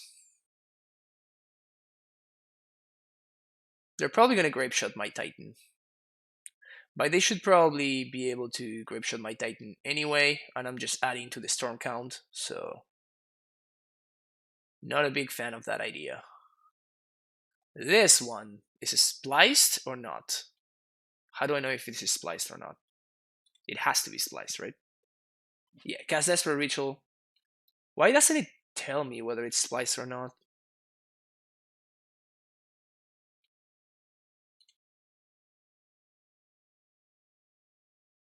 Alright, this one we do pact actually. Because now we can attack, we can get bounce land, and we can double strike on if the Titan doesn't die, then we actually have lethal. Yeah, so we have lethal. Because for 1 mana there's... I guess my opponent could draw a land and they could bolt my scout. Oddly enough, that's the line that they should take, which is hilarious. They should shock here and they should lightning bolt my Secret Drive Scout. They don't. So now I actually have lethal here.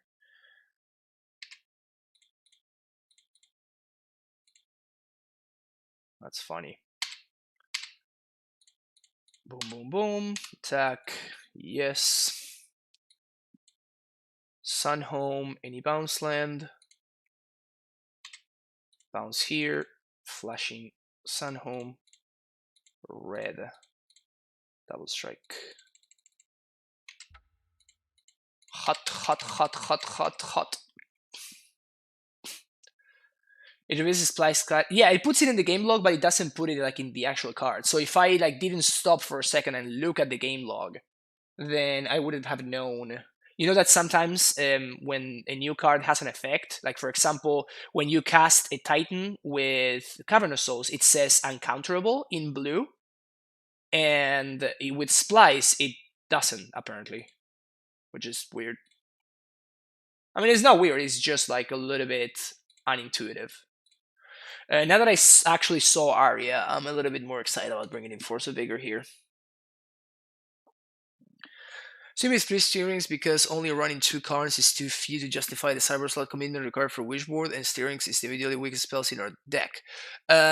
Yeah, so basically I tried 4 steerings 3 once upon a time, and now I'm trying 4 once upon a time 3 steerings. It's just a split. Like I honestly don't have a good reason to give you while I'm doing 3 steerings to once upon a time and not the other way around. I'm just like trying to get a feel for it. So we bring in the Force, and we probably cut. How are we doing in green cards to pitch the Force? 23? Definitely pretty low. So I guess that I want to cut another card, but I can't really cut another card.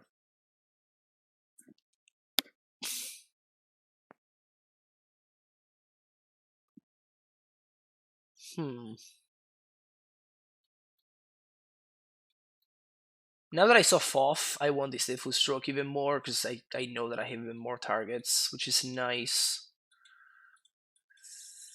I guess it's still the same, right? I'm kind of hoping to just hardcast this Force of Vigor. I don't think I can shave 1 land. I mean, I guess I could. Maybe shave 1 land or shave 1 AmuLIT.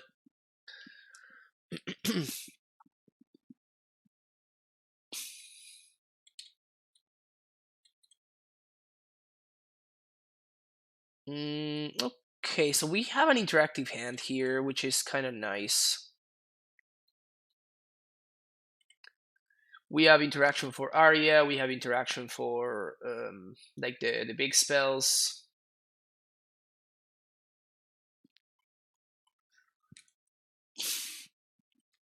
Thank you, Soso. I try to always be as fired up as possible. Oddly enough, we might need to pitch this Titan at some point. So there's nothing that I am going to be like, because I don't have an untapped green source. There's nothing that I would like to draw with this once upon a time. So I'm not looking for a scout or anything like that. So there's no reason for me to once upon a time yet.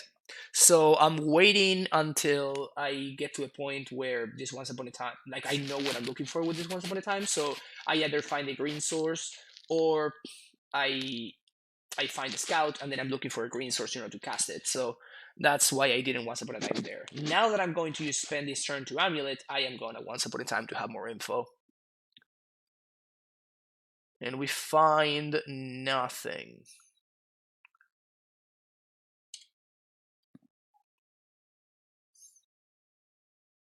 All right, so I think I'm just gonna hold up this Disdainful Stroke here, right? Yeah.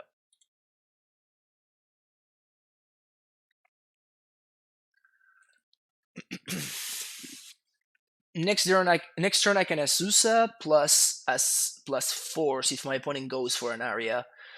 AmuLIT plus Azusa plus Force in the same turn. Or otherwise I can simply just like play my AmuLIT and just pass the turn, holding up Disdainful Stroke again.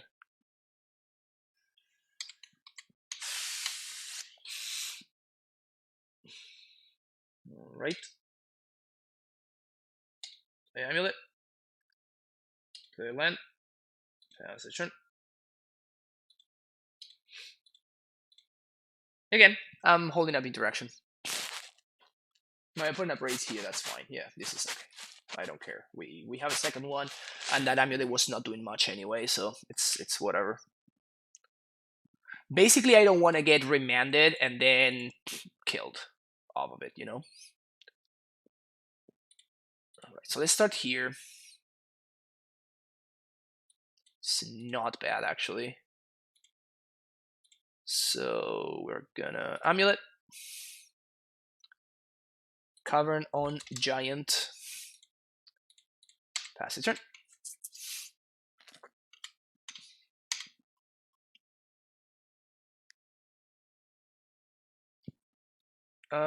Oof.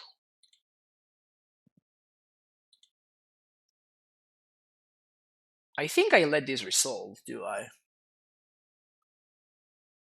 Because this is not deterministic. What do you guys think? Should I counter this?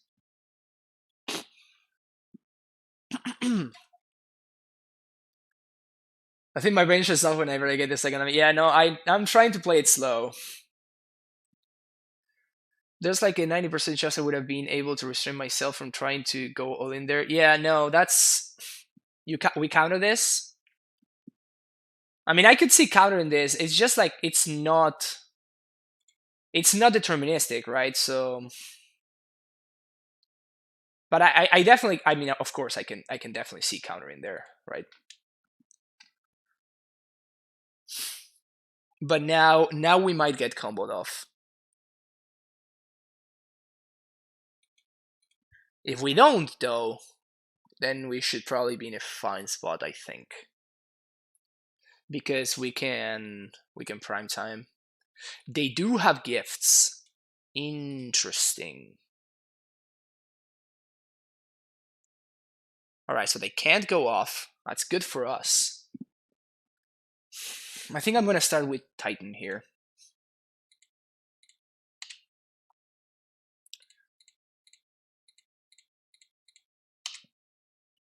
Bounce T-West.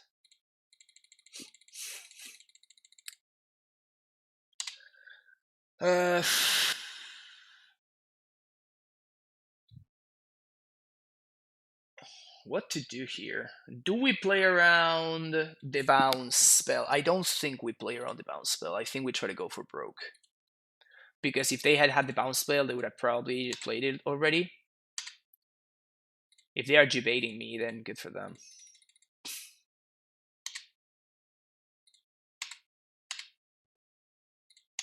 Attack. And now we can hold up Pact of Negation. Is it better to... Yeah, it's definitely better to Pact of Negation, right? Miles better to Pact of Negation. Gonna bounce the Cavern.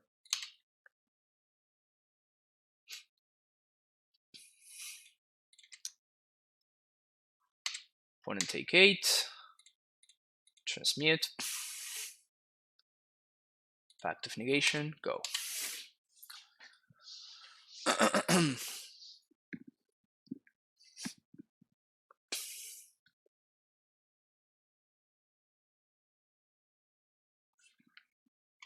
Ritual resolves.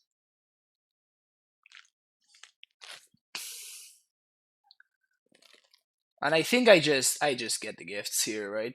Just pack the gifts and move on. Oh yeah, we'd only 2 cards left after these gifts. Then I'm even more interested in just packing the gifts. All right, Electroman. Yeah, so we're 100% packing the gifts. Packed it.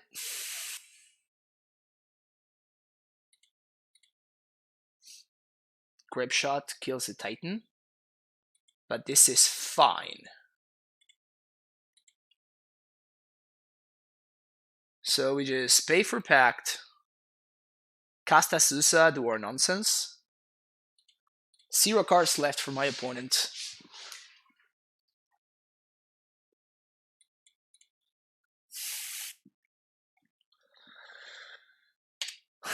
All right. So 1, 2, 3, 4, 5. Yes. So let's do some math. So I'm not gonna be able to transmute and pact and Titan this turn.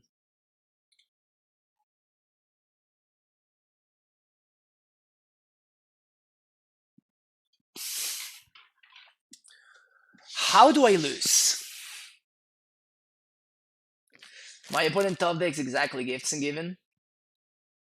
Or I guess they can top deck exactly Past in Flames.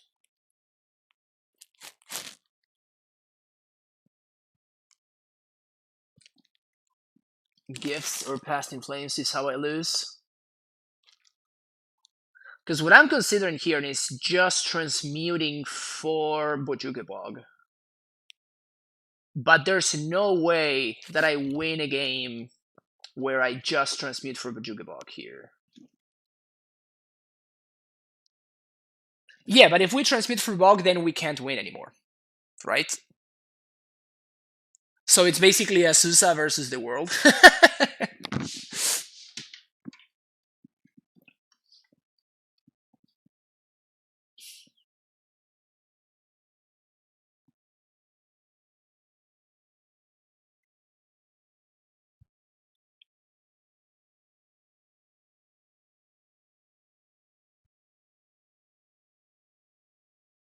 Very interesting scenario that we find ourselves in here.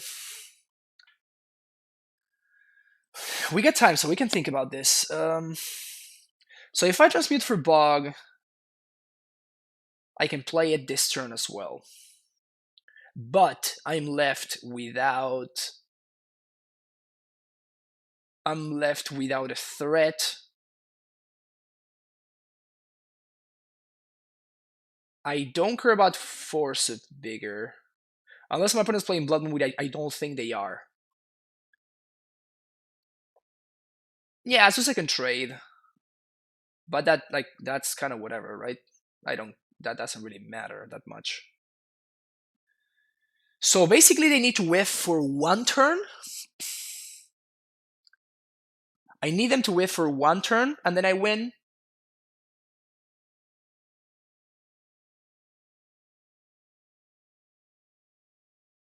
Seems like I'd rather take those odds than transmuting for Bog and playing it out.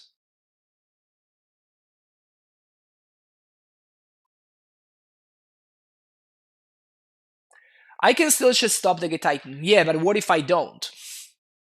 If I don't, then I just trade. Like eventually, my Azusa just gets a trade. I trade with the Electromancer, and that's it. I'm kind of stuck there. You know. I guess I can present lethal next turn.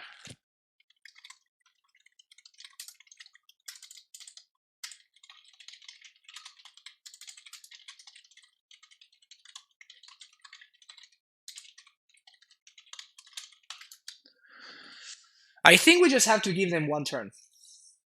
Yeah, I think that we just need to give them 1 turn to top deck something.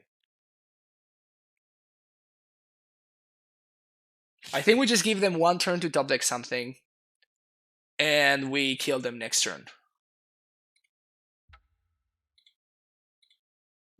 Yeah, that's gonna be my line.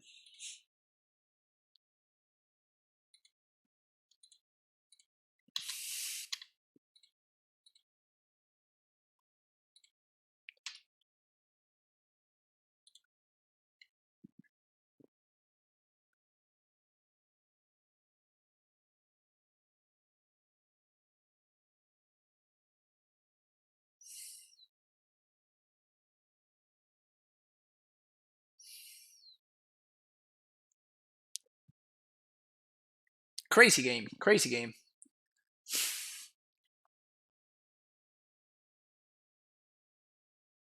Crazy game. It's pretty awesome that we managed to put ourselves in this situation. Nice. Okay. So we're going to start here.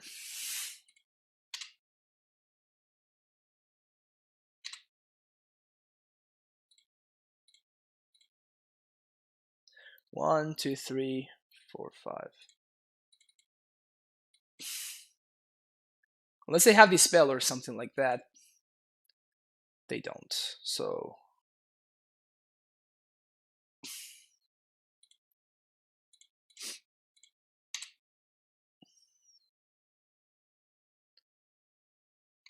I'm gonna bounce the growth chamber. 1, 2, 3, 1, 2, 3. Uncounterable prime time. Here I'm gonna get bog plus a bounce land, I guess. Bog you.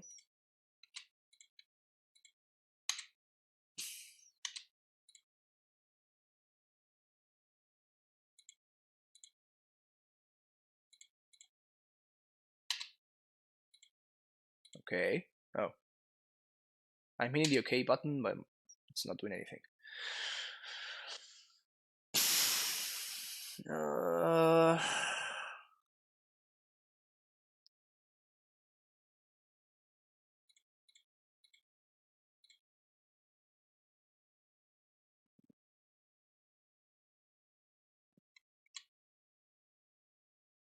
Bounce garrison.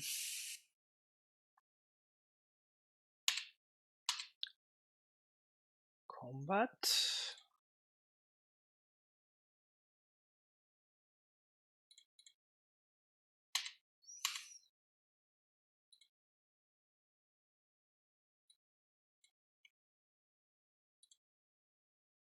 Yeah, and here I'm gonna get Tolaria plus semi-growth.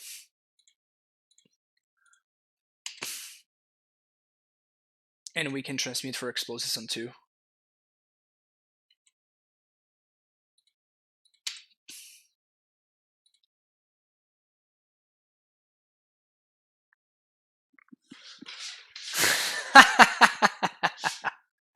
This is a great move from my opponent. This is such a good play from my opponent.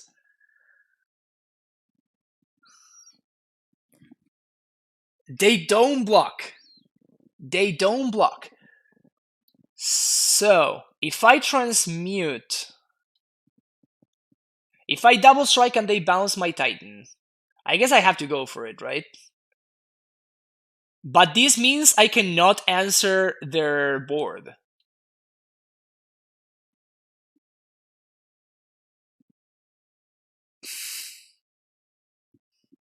No. I don't want to try it with Yasusa because I want to see what they did. Wow, this is such a good block for my opponent. This is an incredible play. Because if I go for double strike here and they bounce my Titan, then I cannot answer their board. I think I have to go for it though at this point. I think I am forced to go in for it. But that's an incredible play from my opponent. Wow, they have the bounce spell. Oh, no they don't. Okay. Woof! Woof! Yeah, I do have a land drop. But that means that I get to transmute, and I can play the explosives, but I can't crack it. Great play from my opponent. Wow, the nail biters. Woo! terrible matchup. Terrible matchup, no problem. Jade Kavi with that subscription. Welcome back to the Primetime Stronghold. Thank you for the tier 1 sub.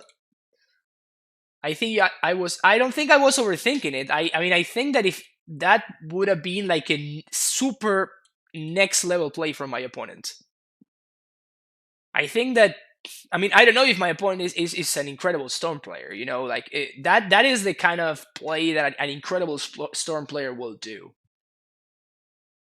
And like if they draw the bounce spell there, they are putting me actually behind, and they're giving themselves a chance to win the game there.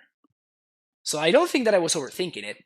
I think at that point maybe I was forced to go for it, but I don't think I was overthinking. I think it was just like a great play from my opponent. What did I miss? If I mean, you can check it in the VOD. It's pretty long to explain. Like, it was a lot of things happened. Let's put it that way. They would go to 1 and 2 of their lands were pale lands, but it doesn't matter because they need 1 land only. They need 1 red source to go off.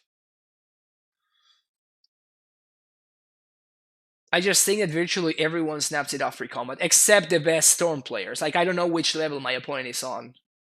Like, I've never played against them.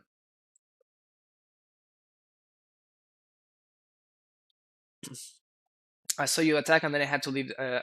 So if you saw the attack, you kind of know that what the board state was. But basically what happened is, like, my opponent didn't block.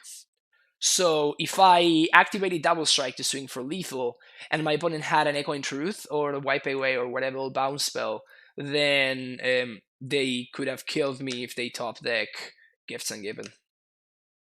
Because I wouldn't have had enough to play Explosives for 2 and crack it.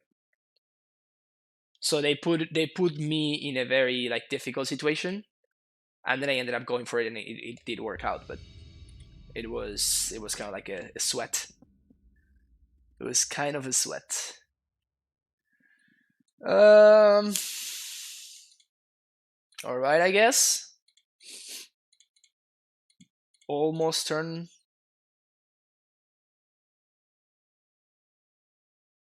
Almost turn 4 Titan. Like, any line gives me a turn 4 Titan on the play with Inquisition of Kozilek redundancy. So I think I keep this.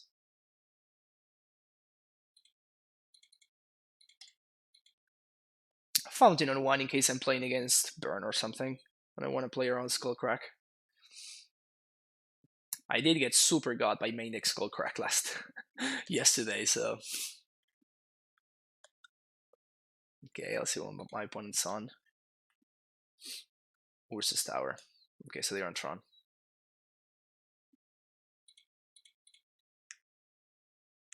Something good. An AmuLIT would be nice. Poggers.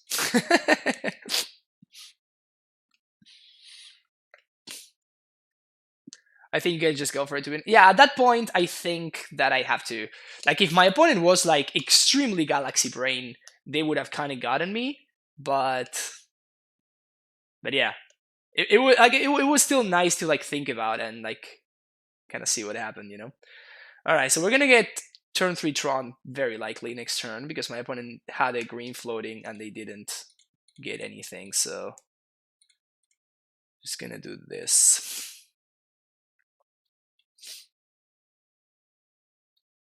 Turn 3 Tron. Hopefully it's a Worm Coil. That's not a Worm Coil.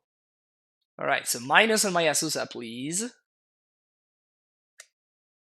Damn it, my opponent chose the right one. AmuLIT. Second AmuLIT. Ugh.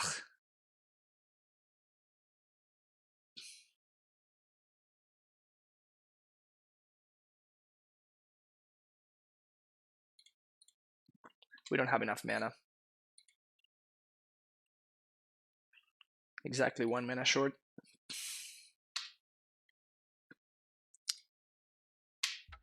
The good thing is at least we get to attack the Karn here, but If my opponent has any other threat, then we're actually probably dead.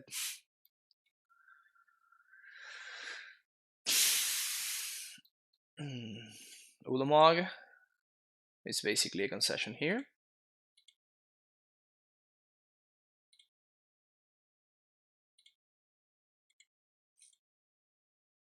Oh, that's also a concession.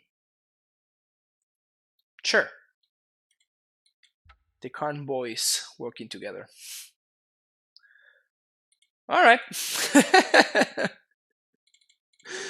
I guess sometimes you just get Tron, huh? Sometimes you just get Troned. We want Karns, Raminap, Susa, we want all of our stuff.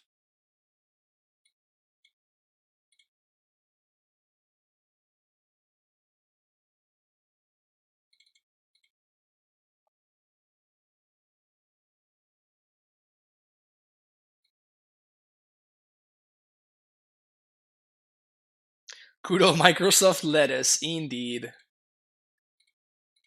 Turn 4, lock you out. Classic play. Classic play.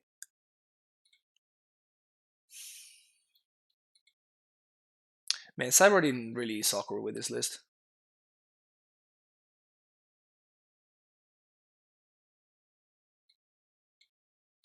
Cyberdin can be very, very awkward with this list.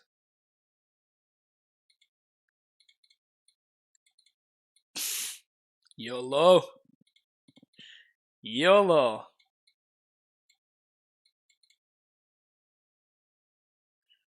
Mike and Synth lettuce. Let us. How many times can we say Mike and Synth lettuce?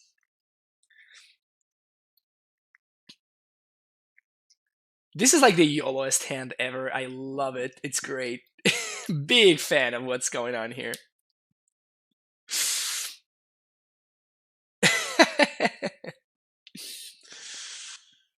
All right. Once upon a time. Give me the goods. Sick.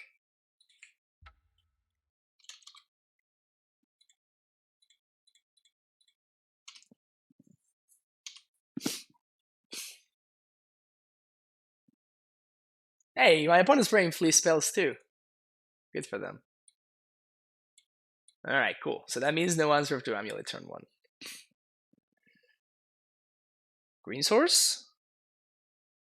It is a green source. Dope.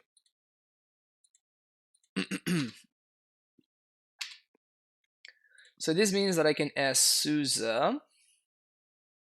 And what I'm gonna do here is I'm gonna try to spike a semi-growth chamber.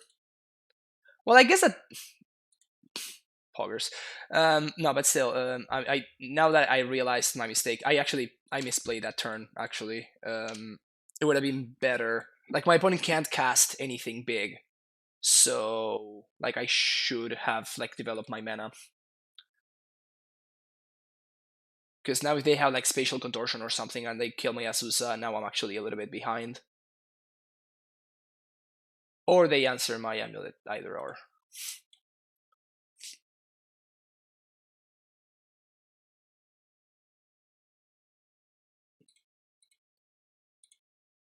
Does look like we're good to go. Yeah, okay, so we're fine.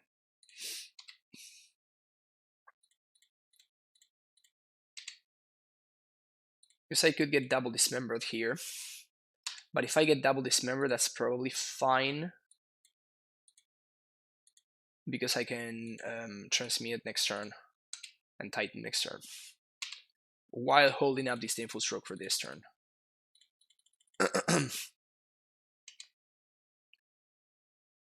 Yeah, so I don't have lethal, so I'm gonna go for Ghost Squatter. Yes. Tulare West, Ghost Squatter. Stop in draw step.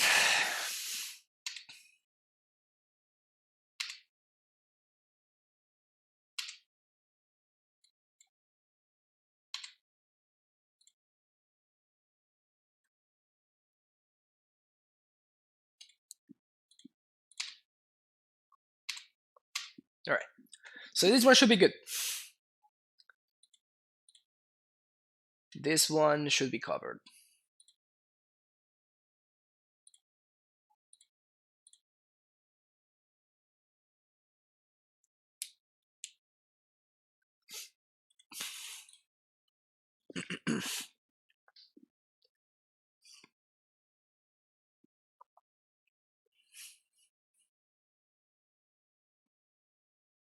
Any consideration to going back to red splash for a brace, or is this memory just favor removal spell right now? So basically, the favored thing is untapped sources. Dismember is kind of like the removal spell that gets cast, but it's more of a concession to the mana base than to the card Dismember specifically. Michael Smith, Lattimore. But yeah, I mean, you can do it, but I mean, Dismember in Ursa is very important. So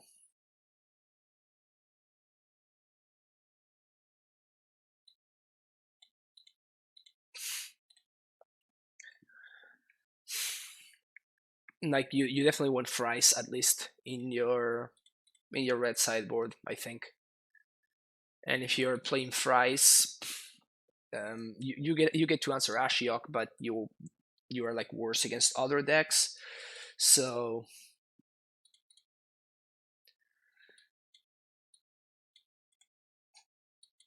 I'm actually kind of a fan of this hand. I'm not a fan of that draw, but everything else about this hand is kind of nice. Unless my opponent has Nature's Claim for this and like the Natty Tron into.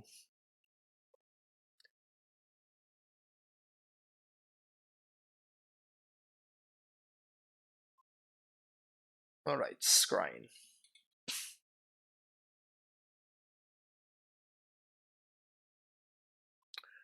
So Tron's online.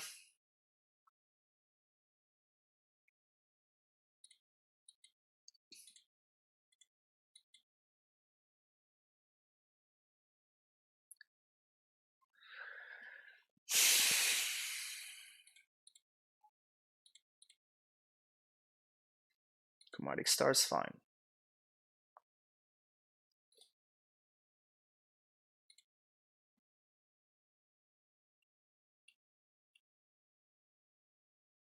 Ugh.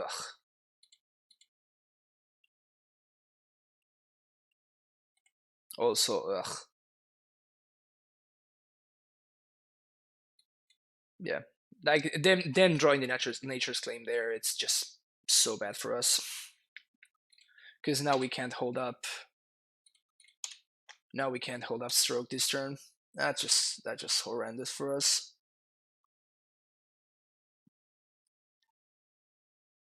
But like, I guess I could have played Simi Growth on turn 2.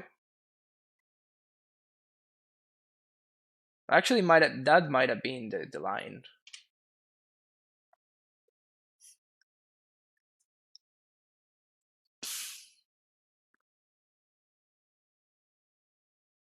It kind of feels like they got no threat.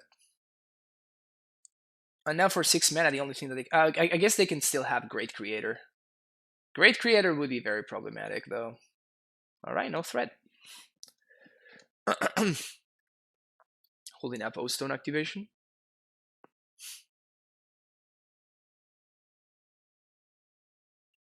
All right, they're giving me land drops. I'm okay with this.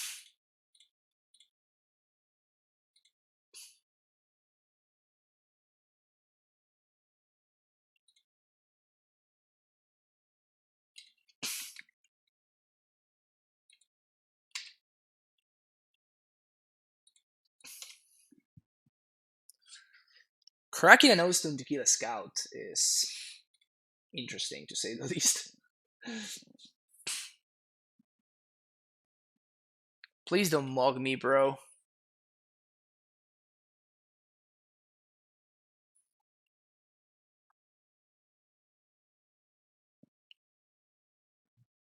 Eight mana. Currently rated. No.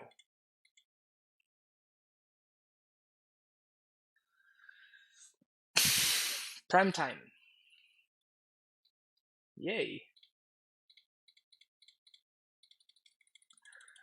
So here I think I'm gonna get 2 blue sources. Now, even if my opponent... Yeah, so with double blue source here, even if my opponent mugs me, I guess if they mug me both sanctuaries, then I can't pay for Pact of Negation, but I should be covered otherwise.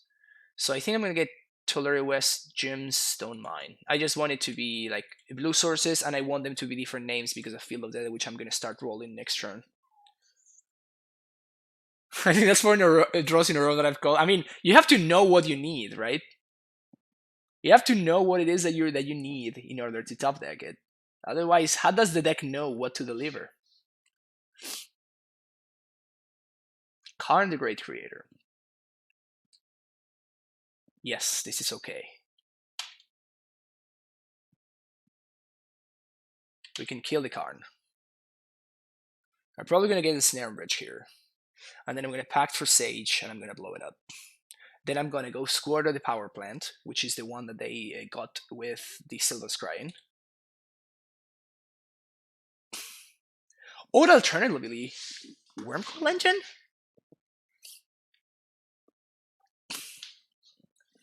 Okay, so we can Pact here. Yeah, I actually like this. So we Pact the Wormcoil. We attack the Karn down. We hold up the Sinful Stroke. Interesting that they didn't go for a Snare Bridge there. That's weird.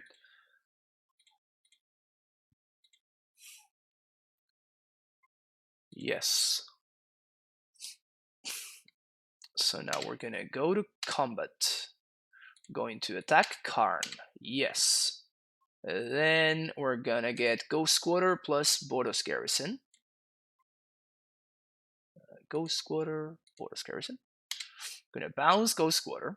I'm gonna play Ghost Squatter as a land for turn. Karn down. Ghost Squatter. Draw step. Get the PP.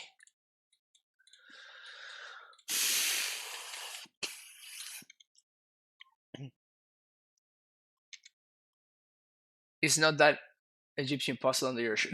Maybe. I'm just Illuminati. Didn't I never told you guys? I'm just Illuminati. Oh, I guess I should have mentioned it at some point, huh? The Yu-Gi-Oh of magic. I'm just a believer in the heart of the cards, you know. That's just who I am. All right, so now we Azusa Raminap.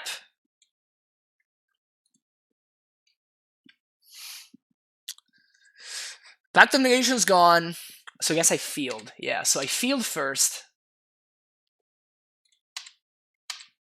1, 2, 3, 4, 5, 6. Yeah. So the ghost, the Azusa, the Ghost Squatter gives me value. So we're going to field first with Sun Home. Whatever.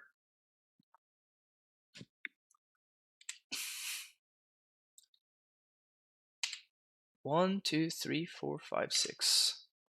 We're slowly assembling the full lock here, which is fun. Yep. So ramming up Excavator. 1, 2, 3. Ghost Squatter. Get out of here.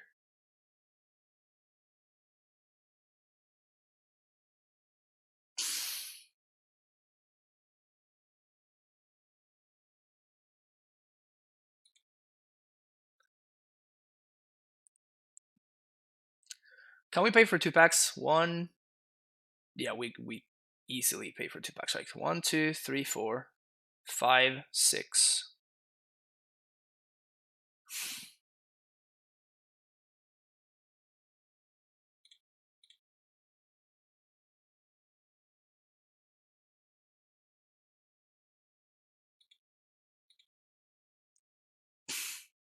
Oh yeah, we're pacting for Azusa here. Towered, enter the revealed card zone. Okay, so they have this member for the ramming app. Okay, that's fine. So I think we're just gonna pact for Sage here.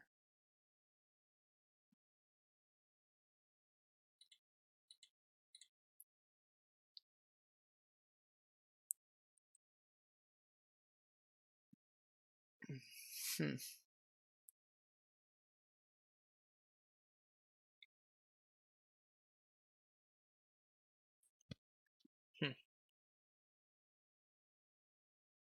No, for Azusa.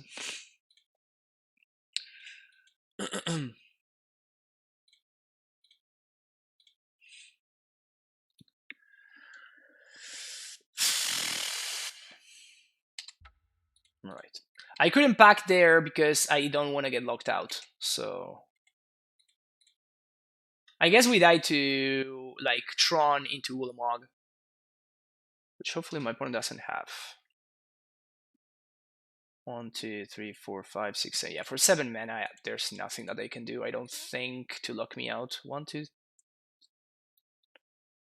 Yeah, we have enough green sources. And we have enough symbols to look it up. Yes. Yes. More pacts. Attack with all. No fear for Settler Wreckage.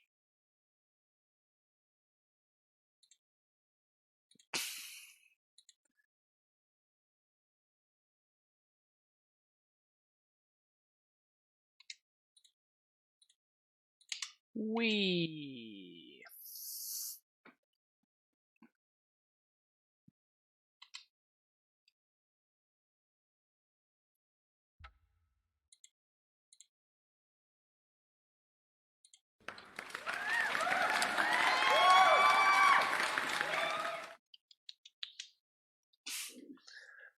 "5-0, baby. 5-0. We got revenge from yesterday.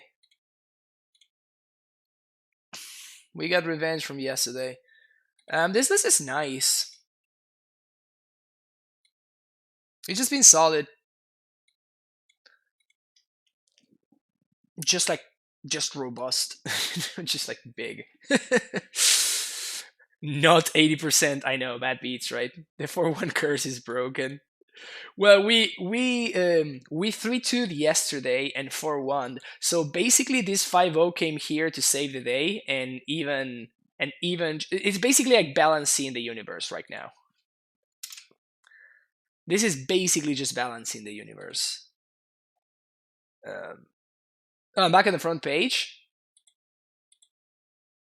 Hell yeah. That's me. That's me right there. Feels good, man. Feels good. Oh, we just played against this person. Why Principe? 12 trophies with Tron? Brutal. I'm right behind you with 0. I mean, it's like right behind. Like it's like you're kind of like right there. You're basically almost. You almost got me. All right. Changes, thoughts, ideas. This league ended up being pretty long, actually. It was like 2 hours and 20 minutes. So I'm gonna cut it right now for the YouTube video. Thank you so much for watching. Hopefully you enjoyed the the swings from the other day versus today's swings have been an interesting ride for sure. But yeah, thank you for watching. See you in part 2.